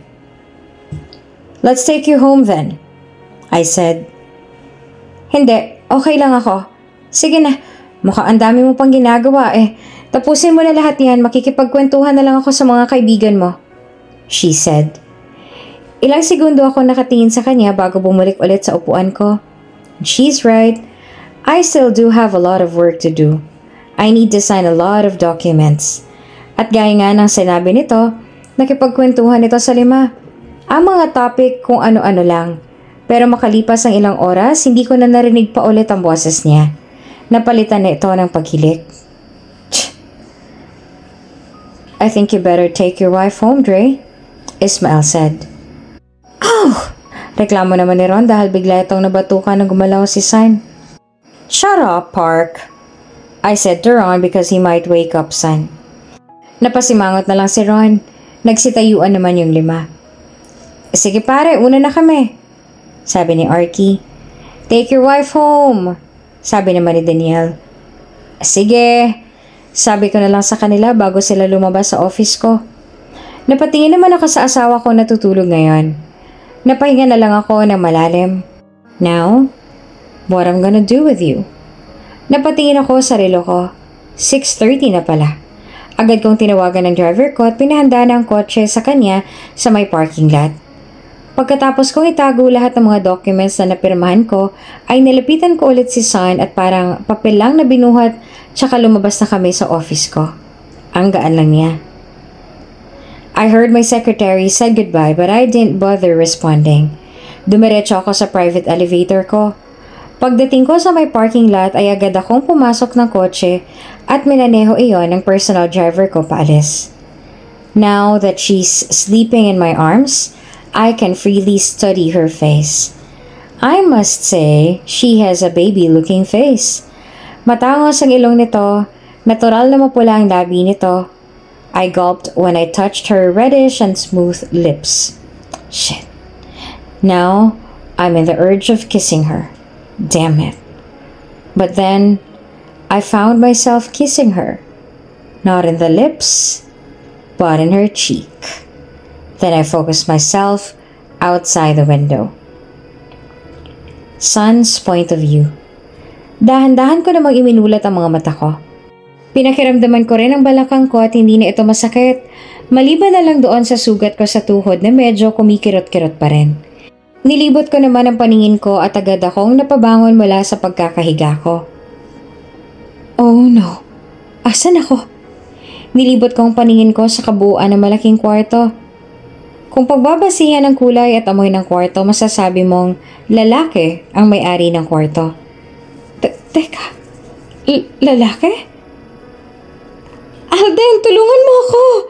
Sigaw ko ng malakas. OMG! OMG, sino kumidnap sa akin? Hindi ito maaari. No! Sumigaw ulit ako ng pagkalakas-lakas. At ngayon ko lang napansin na hindi sa akin yung suot ko ngayong maluwag na t-shirt. At unti-unti nang namilog ang mata ko. Teka, hindi itong damit ko kahapon na. Malaking white shirt ang suot ko ngayon.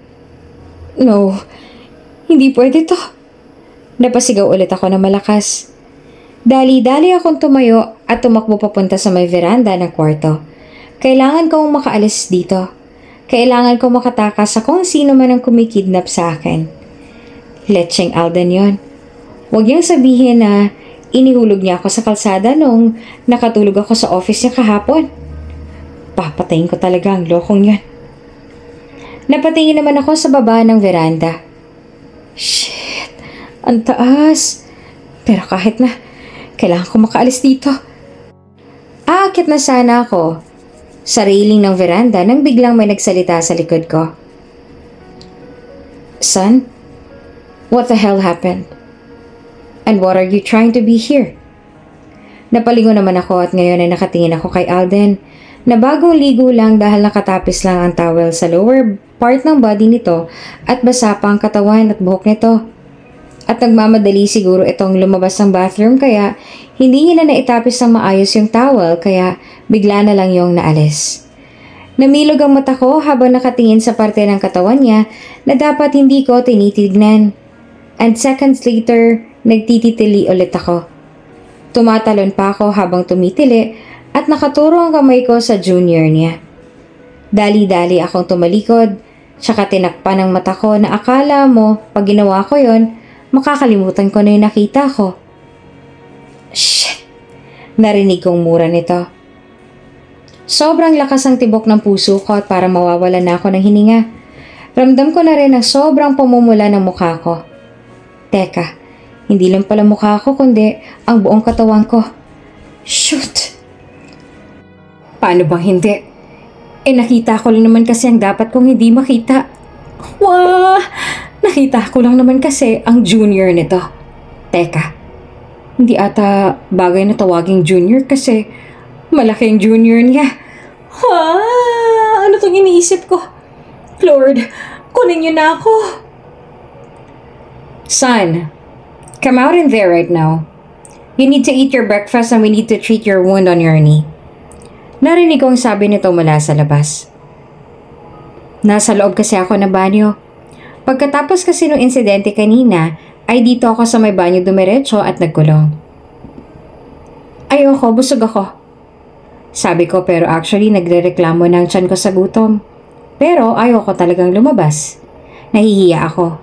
Ayokong makita siya. Kung sa kanya parang wala lang ang nangyari kanina, pues sa akin hindi lang yun wala. My golly, my virgin eyes. Son, I'm warning you. You get out of there right now or I'll be the one going in. Banta nito sa akin mula sa labas. Ano? Hindi siya pwede pumasok dito. Son, I'm gonna count until 3. Kung hindi ka pa lumabas dyan, papasok na talaga ako. Oh no. What do I do? What to do? 1. Paninimula ni Alden sa pagbilang niya. Oo na, lalabas na.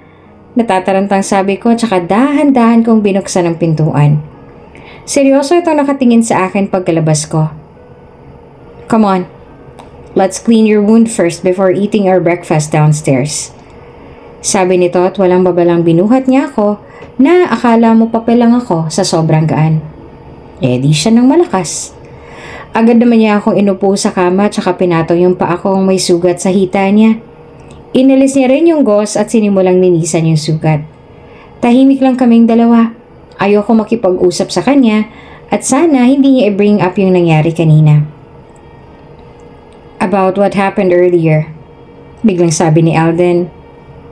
Wala ako nakita. Sabi ko kaagad kahit ang totoo. Nakita ko naman talaga. Napangisi naman ito.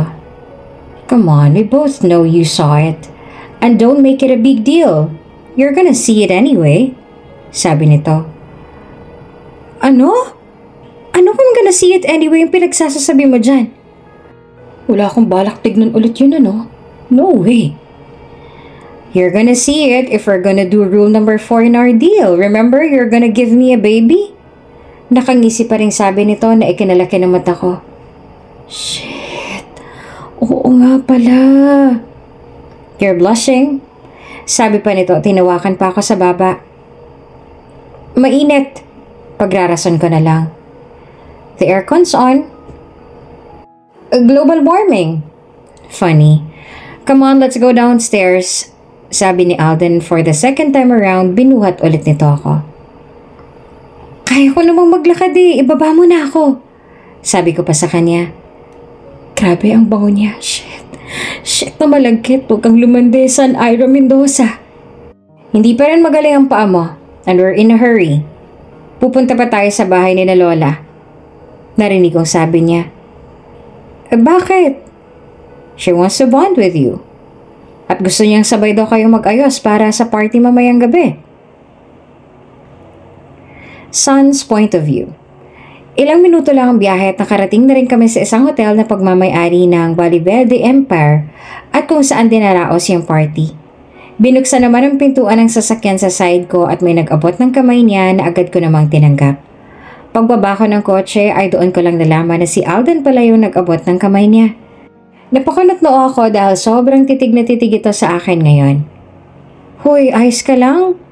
Tanong ko sa kanya dahil parang nakatulog na siya nang nakamulat.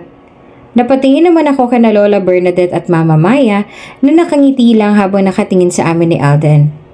I snapped my finger in front of Alden's face at doon lang siya parang natauhan. Oh, what? Sabi ni Alden. What problema mo? Halika na nga.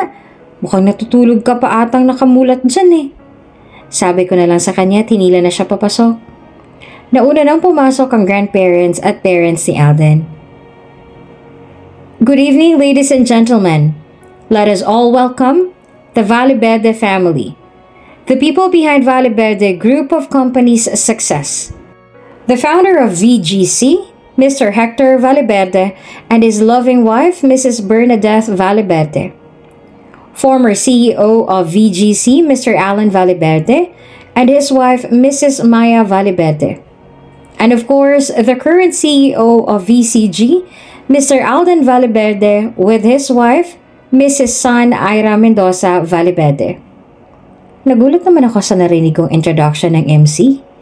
Hindi ko kasi inaasahan na may ganitong introduction pala. Naramdaman ko naman ang kamay ni Alden sa bewang ko at hinapit ako palapit sa kanya. Ba't di mo sinabi na may ganitong pa-introduction pala? Bulong ko sa kanya habang nakangiti pa rin sa mga bisita. Pumasok na kasi kami sa venue habang ang mga bisita naman ay nagpapalakpakan. I didn't know about this also. And I'm sure it is my grandmother's idea. Damn. Just smile. Pabulong na sagot niya. At gaya ng sabi niya, ngumiti na lang ako. Sa kabuuan ng party ay palaging nasa tabi lang ako ni Alden at pinapakilala sa mga bisita. Tuyong-tuyo na nga ngipin ko kakangiti sa mga taong hindi ko naman kakilala. Nang makakuha naman ako ng tiyempo, nag-excuse muna ako kay Alden. Aba, kung sila hindi napapagod kakatayo, pues ako nanginginig ng pa ako sa pagod at kating-kati ng puwet kong umupo. Nang makakita ako ng isang upuan sa gilid ay agad akong umupo. Oh, heaven! Ang sakit ng pa ako. Paano natatagalan ng mga babae dito ang mga takong na to? Napangiwi ako nang maramdaman kong sumakit na naman ang tuhod ko. Hindi pa kasi talaga magaling yung sugat ko. Lecheng pagdarna ko kasing yun eh. Agad kong inalis yung heels na suot ko na halos 3 inches ang taas at saka napapikit na ako. Maya-maya lang ay naramdaman kong may umupo na sa tabi ko kaya napadilat ako at napatingin sa taong tumabi sa akin. Teka, kilala ko tong lalaking to ah. Carlo? Ngumiti naman ito. Si Carlo nga. Carlo, ikaw nga! Agad ko naman siyang niyakap. Zane is a friend of mine, kagaya ni Jobert. How are you, son? Matagal na tayo hindi nagkita ah. Kamusta na sina tita tito? Cedric at Jobert? Sunod-sunod na tanong niya sa akin. Ayos lang naman kaming lahat. Si Cedric sa wakas mauoperahan na siya. Makakakita na rin siya. Pagkukwento ko naman. Talaga? That's good news. Saad pa ni Carlo? Ikaw, kamusta ka naman din? Pati na rin si Abby. Ang tinutukoy ko ay isa rin naming kababata noon na siyang girlfriend ni Carlo. We're good. Actually, we're getting married next month. Pagtapos ng kontrata niya dun sa Amerika. Invited kayo sa kasal namin, ha? Nakangiti namang sabi ni Carlo. Naman! Libreng pagkain din yon. Mahirap tumanggi sa libre. Pabirong sabi ko sa kanya. Pero ikaw, wow! Isang bilyonaryo pa lang na pangasawa mo, no? Sabi pa ni Carlo. Ha? Oo, sinuwerte. Namanata kasi ako bago na mangwit kaya big time ang nahuli ko. Pabiro ko ulit na sabi sa kanya. Masaya naman kami nagkukwentuhan. Ang dami rin naming pinag-uusapan tungkol sa nangyari sa buhay niya. Isa na pala itong vice president ng isang company na kasosyo ng VGC kaya naririto siya ngayon. Malayo na rin talagang narating niya sa buhay. Biroan at tawanan lang kaming dalawa habang nag-uusap. Alden's point of view. I keep on looking around searching for Sun. Pagkatapos kasi niyang umalis sa tabi ko kanina, hindi na siya bumalik pa. I can't help but get worried, especially that the wound in her knee is not yet totally healed. Hey dude, where's your wife? Ron said, who just came out of nowhere. Just like you, I'm looking for her. I said to him while my eyes is still busy scanning the crowd. Hey, I think I just saw her sitting at the corner talking to someone. RJ said. Someone? Agad kaming pumunta sa sinabi ni RJ na kinaroroonan ni Sun.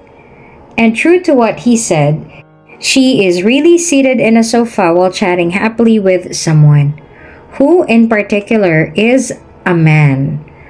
I don't know, but seeing her laugh in front of another man starts to drive me mad. Maybe because she's my wife? My hired wife. And even if she's just a hired wife, I don't feel like sharing what I own. Uh-oh, I heard Ron said in a teasing tone. I walked towards them. Napatayo kaagad ng lalaking kausap ni Sun na makita ako. Good evening, Mr. Baliberte. He greeted me and just answered him with a nod. Napatingin naman sa akin si Sun na mukhang nagulat pa na nakatayo ako sa harapan niya. Uy, andyan ka pala? Hindi kita napansin. Sa tangkad kong to, hindi mo ako napansin?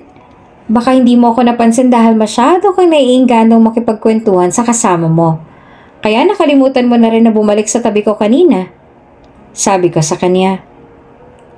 Ha? Nalilito ang sabi nito bago tumingin sa lalaking katabi nito. Ano daw? Hindi ko gets. Tanong niya doon sa lalaki. Sige, Sun.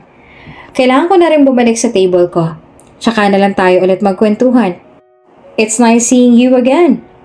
Sabi nito kay Sun at saka tinanguan lang ako at naglakad na paalis. Sige. Huy, tawagan mo ako Pahabol namang sigaw ni Sun na mas ikinakunot ng noo ko. And why would he call you? I asked. Because sinabi ko, at teka nga, ba't ba parang sinusungitan mo si Carlo? Wala namang ginawa yung tao sa'yo na masama Kunot na ako sabi nito. So that man's name is Carlo, huh? I didn't. Besides, you can have any relationship with another man when you're still married to me? I said in a serious face. Relationship? Pinagsasasabi mo, ha? Ako at si Carlo? She asked before she started laughing. She keeps on laughing like as if I said something funny to her. Stop laughing, I said to her in an irritated tone. Kasi naman ikaw. Teka nga, nagsiselos ka ba kay Carlo? She teasingly asked me. You're just imagining things and put your shoes on. Sit ako sa kanya nang mapansin ko ang heels nito na nakapatong sa kinauupuan niya. Asus! Lakas change topic, tol. Jumijeli-jeli kasi. Panunukso pa rin ito nang umisi lang nang sinamaan ko ng tingin. Shut up and put your shoes on. I ordered her in a serious tone. Ayoko, masakit ang paa ko. Sabi nito na nakapout pa. Agad naman akong lumuhod sa harapan niya. Is your wound hurting again? I asked her. Oo.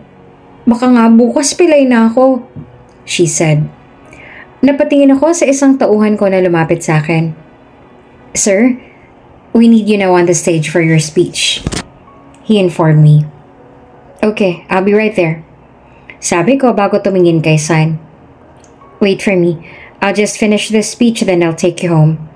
You need to rest your foot. She just nodded then I walked towards the stage. Sun's point of view. Pagkatapos ng speech ni Alden ay umalis na kami ng party. 1 na ng umaga pero hanggang ngayon ay hindi pa rin ako makatulog. Umupo naman ako at saka sumandal sa headboard ng kama at napatingin ako kay Alden na mahimbing nang natutulog sa tabi ko. Hindi ko naman mapigilang hindi mapangiti habang nakatingin sa kanya. Ito lang kasi ang kauna-unahang tao na nakakatulog pa rin kahit ako na ang katabi. Wala kasi nakakatagal sa pagiging magalaw ka sa kama. Pero siya, iba. I sighed. Gwapo naman si Alden at isa pa nga ito sa kilalang bilyonaryong businessman. Oo, masungit siya paminsan at bipolar din pero mabait naman siya at mapagmahal na tao. Lalo na sa pamilya nito. Gentleman, maaalahanin at maalagain. Kagaya nung natamo ko tong sugat ko sa tuhod. Sobra ko mag-alala na akala mo ikamamatay ko naman tong sugat na to. Hindi ko napigilang haplusin ang mukha ni Alden. After naming magkaroon ng anak, iiwan ko siya at ang magiging anak namin. At kahit kailan ay hindi na ulit ako babalik sa buhay nila. Sa buhay niya. Huwag ka mag-alala, Alden. Darating din talaga ang tamang babae para sa'yo. What's your order? Tanong sa akin ni Alden pagkatapos niyang sinabi yung order niya dun sa waiter. Andito kasi kaming dalawa sa isang restaurant. Kagagaling lang namin sa ospital. Gusto ko mang samahan ngayon si Cedric pero kailangan ko pang tapusin yung news report ko sa office. Binalik ko naman dun sa waiter yung menu na inabot niya kanina. Gusto ko ng isang box ng pizza, cake, spaghetti, fried chicken, burger, ice cream, at tubig. Sabi ko na nagpanganga kina Alden at dun sa waiter. Bakit? Siguro dahil sobrang dami nung in-order ko at dahil wala rito sa restaurant na to yung mga orders kong yun. Nasa isang Japanese restaurant kaya kami. Pero wala akong gusto dun sa mga siniserve nila rito. Feeling ko nga malapit na ako magkaroon dahil parang naglilihin na naman ako. 'Di ba sa ating mga babae, pag malapit na tayo, nagkakaroon din tayo ng mga cravings. Yung parang tinatapatan din natin yung mga naglilihi. Heto nga't nagka-crave ako ng mga sinabi kong pagkain. Son, they don't serve those foods here. Napasimangot ako sa sinabi ni Alden. Sa'yo lang gusto ko eh. Son. Sige na nga, ikaw na lang kumain. Mamaya na lang ako kakain pag nasa office na ako. Magti-take out na lang ako ng mga pagkain na gusto ko bago pa ako pumunta sa office. Nakapout na sabi ko at nag-cross arm pa. Nakita ko namang napailing si Alden at sinenyasan yung waiter na nilapit ang tenga kay Alden at may binulong si Alden doon sa waiter. Kung anong binulong? Aba, malay ko. Hindi ako bionic woman para marinig ko, no? Baka tinanong kung maganda ako o tinanong kung tingin ng waiter sa akin baliw. Ewan, bad trip. Ramdam ko namang nakatingin sa akin si Alden pagkaalis ng waiter kaya napatingin ako sa kanya at nahuli ko nga siyang nakatingin nga sa akin. Pero imbes na mahiya dahil nahuli ko siyang nakatingin sa kanya, parang wala lang sa kanya. Pag-iirap ko pa sa kanya. Maya-maya lang ay bumalik na yung waiter at laking gulat ko nung nilapag niya sa table ko ang pagkaing in-order ko na hindi naman siniserve sa restaurant na to. Teka, paano? Enjoy your lunch, sir, ma'am? Sabi ng waiter bago umalis. Napatingin naman ako kay Alden na kinakain na yung in-order niya. Nagtaas naman siya ng tingin. Eat, son, sabi niya. Hindi ko naman mapigilang hindi mapangiti. Thank you. Tuwang-tuwang sabi ko sa kanya. Alden's point of view. I look at son who's still sleeping like a baby beside me. The plane just landed and we need to go now. I gently pat son's cheek to wake her up. Son, wake up. Ungol nito na nakapikit pa rin. Sweetheart, come on, wake up. Sabi ko ulit sa kanya. She then slowly opened her eyes and stared at me. We already landed. We're here. I told her, but she's not saying anything. She just looked around and brought her eyes back on me again. I think she's still disoriented. Come on, we need to go out now, I said, then helped her get up. Tahimik pa rin ito hanggang sa nakababa na kami sa plane at pumasok sa kotse na sumundo sa amin. Still sleepy? I asked her and she just shook her head as an answer. Sa hotel na pagmamayari ko dito sa Bali, Indonesia kami dumiretso. Pagpasok namin sa suite ay agad dumiretso si Sun sa may veranda. Wow! Ang ganda! Parang tuwang-tuwang bata na sinambit nito habang nakatingin sa magandang tanawin ng dagat.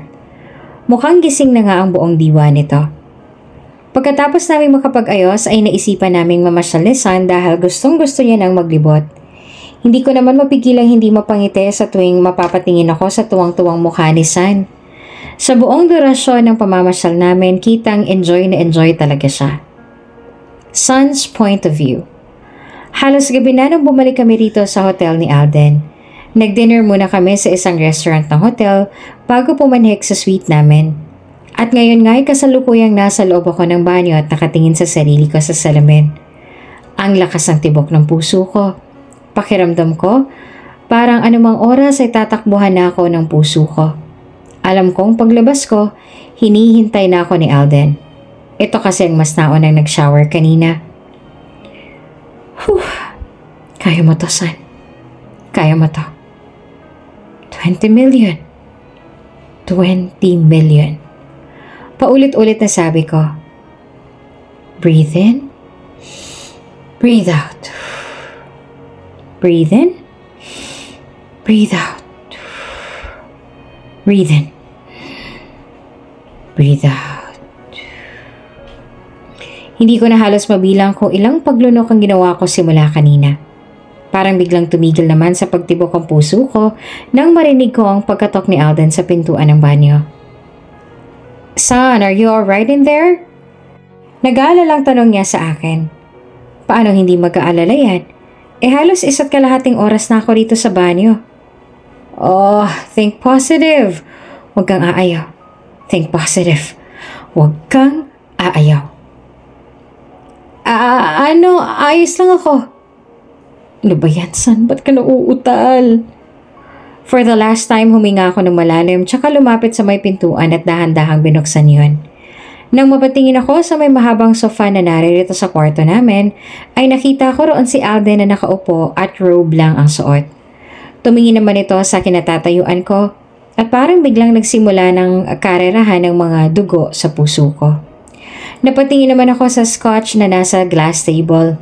Mukhang umiinom siya habang hinihintay ang paglabas ko sa banyo. Come here, Son. Tawag nito sa akin. Dahan-dahan naman akong lumapit sa kanya. Sit here, beside me. Sabi niya sabay tabik pa sa may tabi lang niya at sinunod ko naman siya. Kinakabahang umupo ako sa tabi niya. Here? It'll help you calm down. Sabi niya sabay abot sa akin nung iniinom niya. Inabot ko naman yon.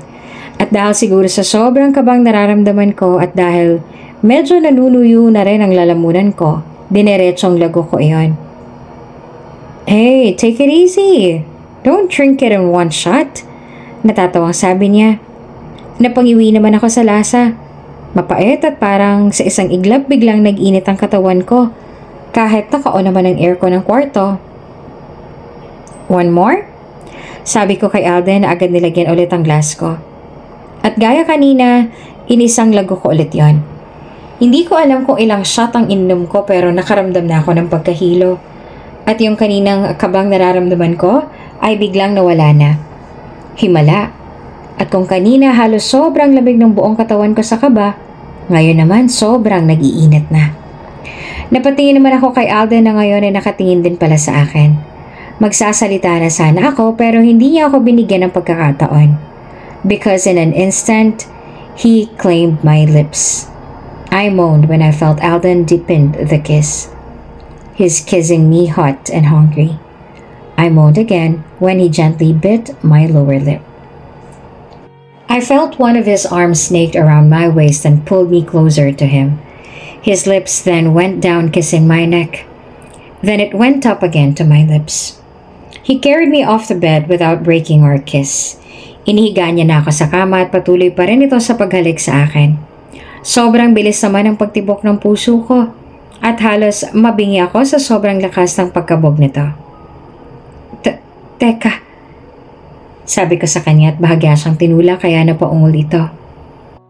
What, son? He asked in frustrated tone.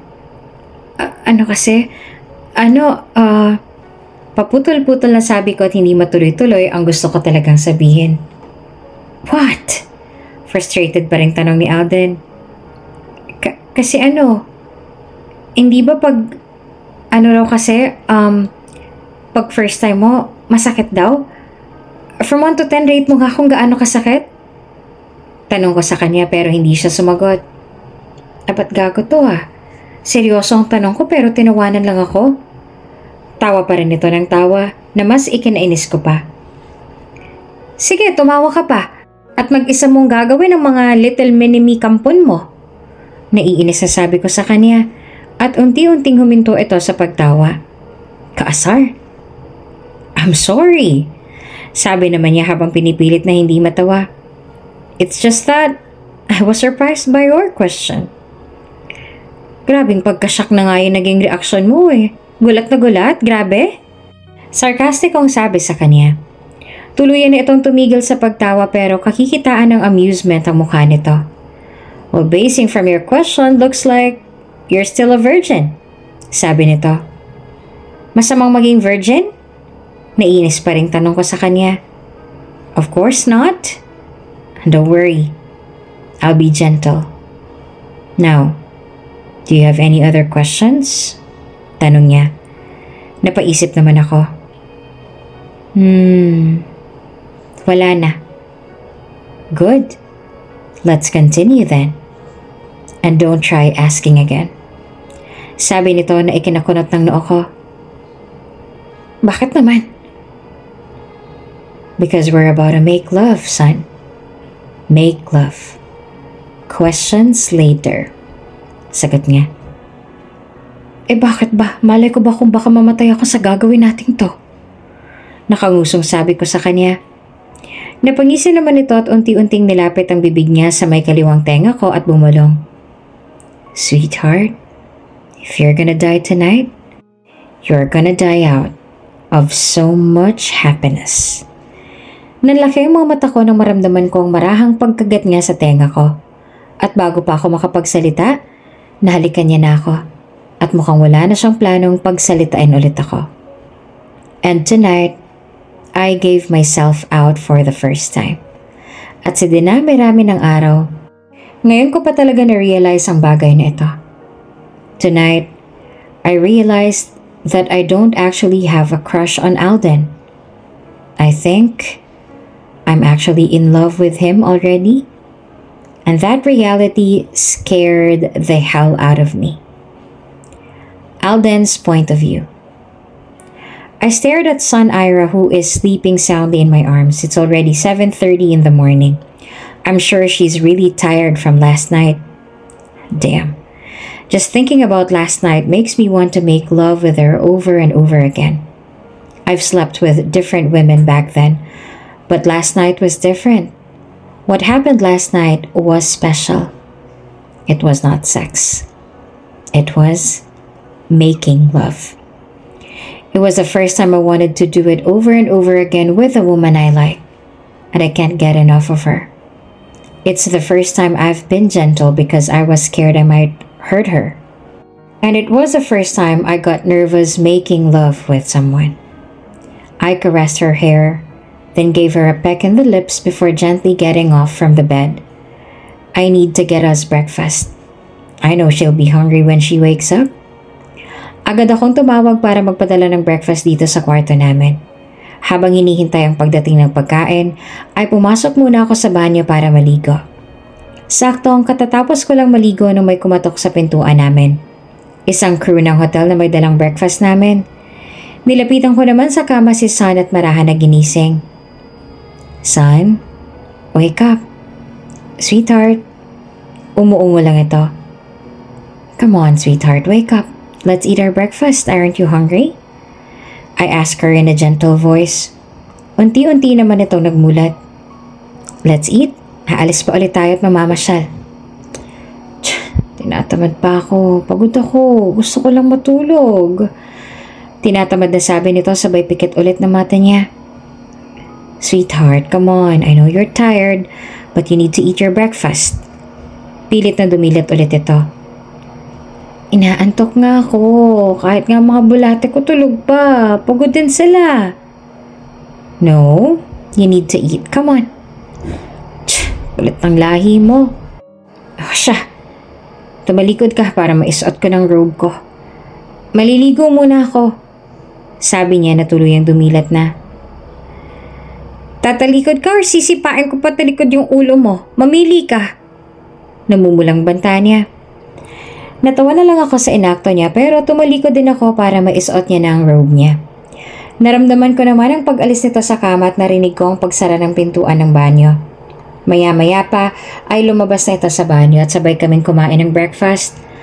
Pagkatapos namin kumain ay naganda na kami para umalis at mamasyal ulit.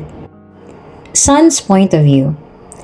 Sa buong duration ng pagbabakasyon namin dito sa Bali, namasyal, nag-shopping, kumain at nag-picture-picture lang ginawa namin. And each night, I don't know what's happening to me. I mean, each time Alden kisses me, I get lost of myself. I just want to be in his arms over and over again. And each time we do it, I get more scared because I know to myself, I have really violated the 5th rule. I already fell for him. And as day passes by, mas nahuhulog ako sa kanya. Especially each time I see his gentle side. At ang masama pa, kahit sinusungitan niya ako, mas gumagwapo pa siya lalo sa paningin ko. Sa tuwing nakikita ko siya, sa tuwing umingiti siya, halos lumabas ang puso ko sa sobrang lakas ng pagkabog nito. Natatakot na ako. Ayokong ma-inlove sa kanya dahil ako lang ang masasaktan sa huli. Pag nagampanan ko ng role ko sa kanya, maghiwalay din kami ng landas. Pero lecheng puso kasi na to eh. Bakit ang hirap pigilan? Isang rason din kung bakit ayokong ma-inlove sa kanya ay dahil alam kong magiging one-sided lang ang pag-ibig na to. May ibang mahal si Alden, and that's definitely not me. At kahit kailan, hindi magiging ako yon. Doon pa lang, dehado na ako. At sa tuwing iniisip ko yon, hindi ko mapigilang hindi maluha. Shit. Ano tong nangyayari sa akin? Son, stop yourself habang kaya mo pa. Hindi ka pinanganak para magpakatangasan, Ira. Matapang ka. Madiskarte ka. Kaya mo yan. Mahahanapan mo ng paraan kung paano mo mapipigilan ang nararamdaman mo sa kanya. Stop your heart. Or else, ikaw ang magiging kawawa sa huli. Pagkatapos ng 4 na araw na bakasyon namin sa Bali, pabalik na ulit kami ng bansa. Habang nasa eroplano, ay tahimik na lang ako at medyo dinistansya ko ng sarili ko kay Alden.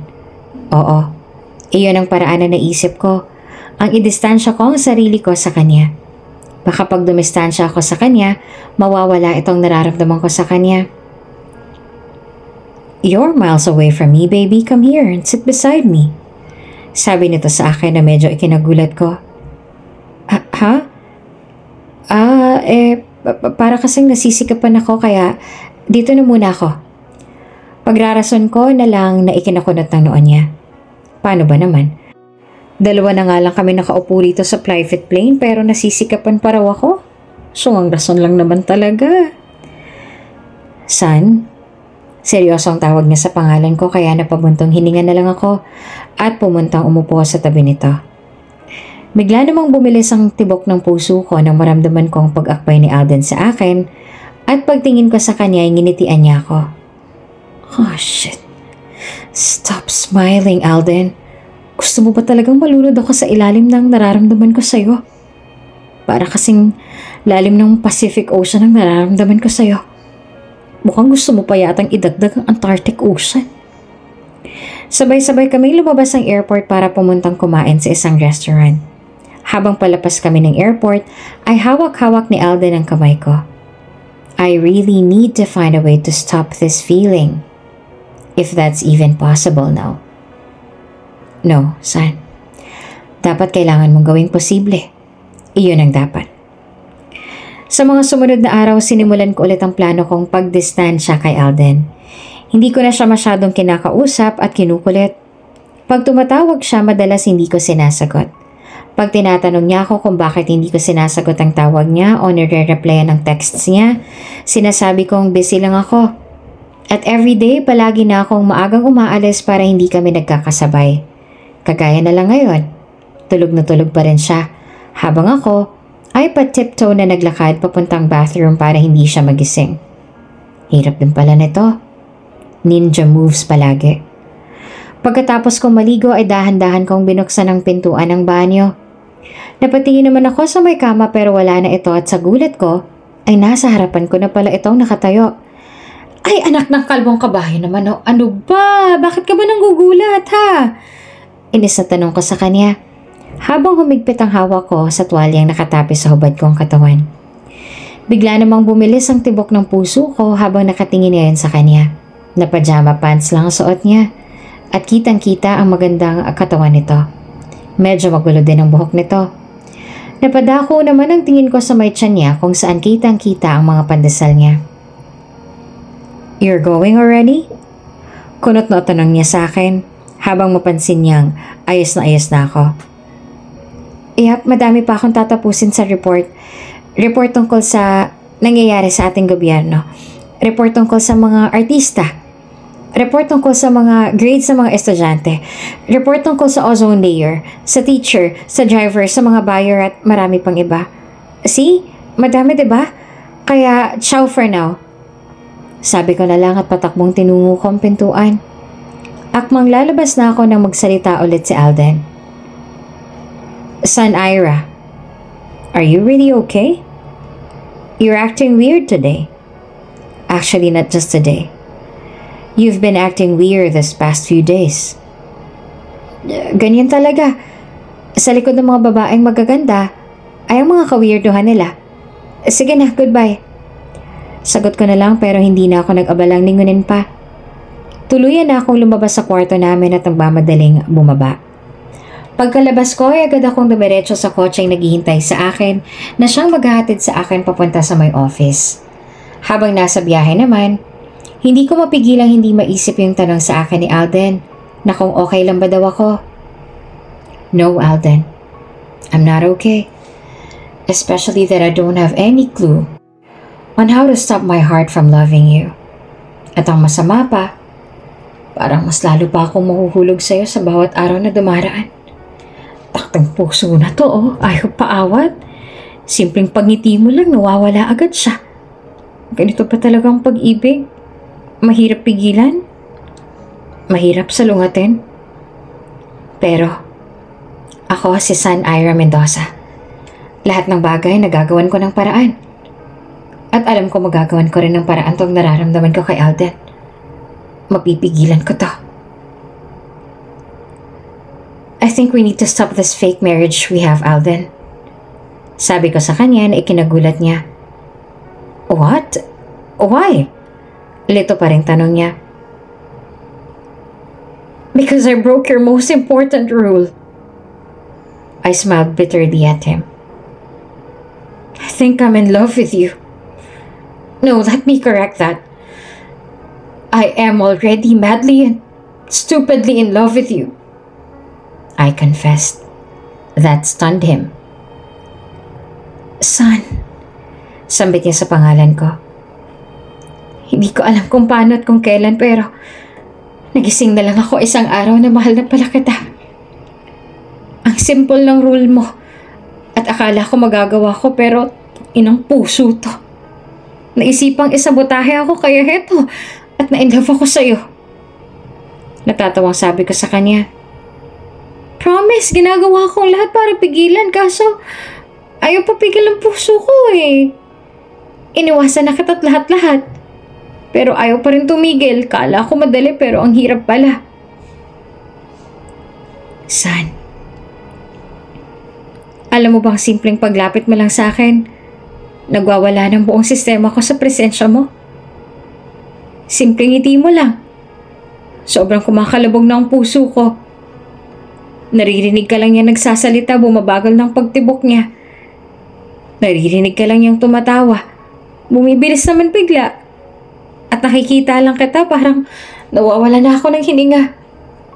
Hindi ko nga alam kung ano na gagawin ko dahil sa'yo ko lang to naramdaman. Nakakatakot ang nararamdaman ko, no? Natatawa pa rin sabi ko sa kanya.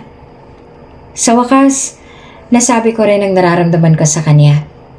Mas nakakahinga na ako ng maayos ngayong alam niya na. Ang hirap din pala kasing itago ang nararamdaman mo. Pero ngayong nasabi ko na sa kanya, nalulungkot na ako dahil alam kong matitigil na ang meron kami dahil alam niya nang nalabag ko ng pinaka-importanting rule niya. This is goodbye for both of us. Lumapit ako sa kanya at hinalikan siya sa pisngi niya. Goodbye, Alden. And I'm sorry. Bulong ko sa kanya bago siya tinulak at naglakad na ako paalis. Pero napatigil ako ulit nang maramdaman kong hinawakan niya ako sa braso ko para pigilan. Nagulat ako na bigla niya akong hinila palapit sa kanya kaya tumama ang ulo ko sa matipunong dibdib nito. Pumulupot sa tiyan ko ang dalawang kamay ni Alden. He's giving me a back hug. Alden? Nagugulo ang sambit ko sa pangalan niya. You're right, son. Narinig ko ang sabi niya. What? Nalilito ang tanong ko. Kung kanina ito ang nalilito, ngayon ay ako naman. The feeling is scary.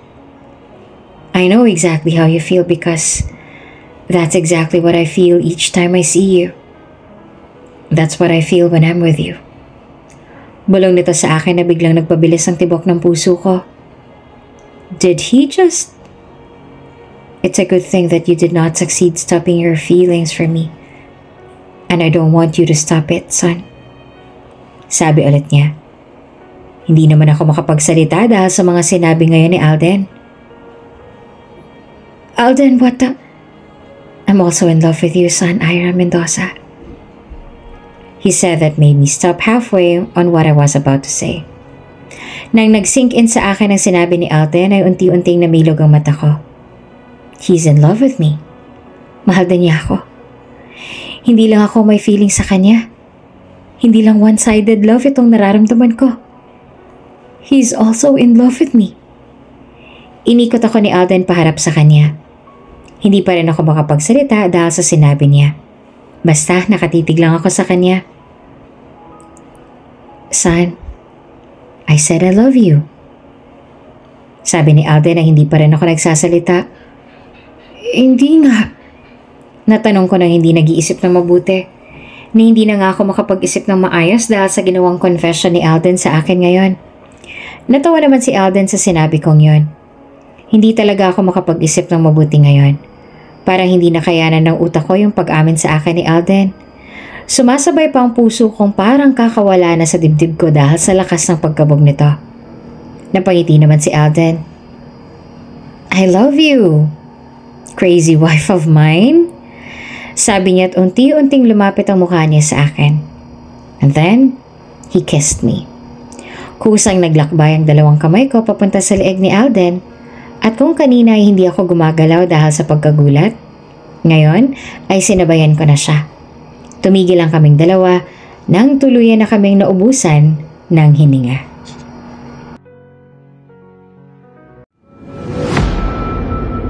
Kung bago ka pa lang sa channel na ito, Ate Jane TV, huwag kalimutang pindutin ang notification bell and subscribe button.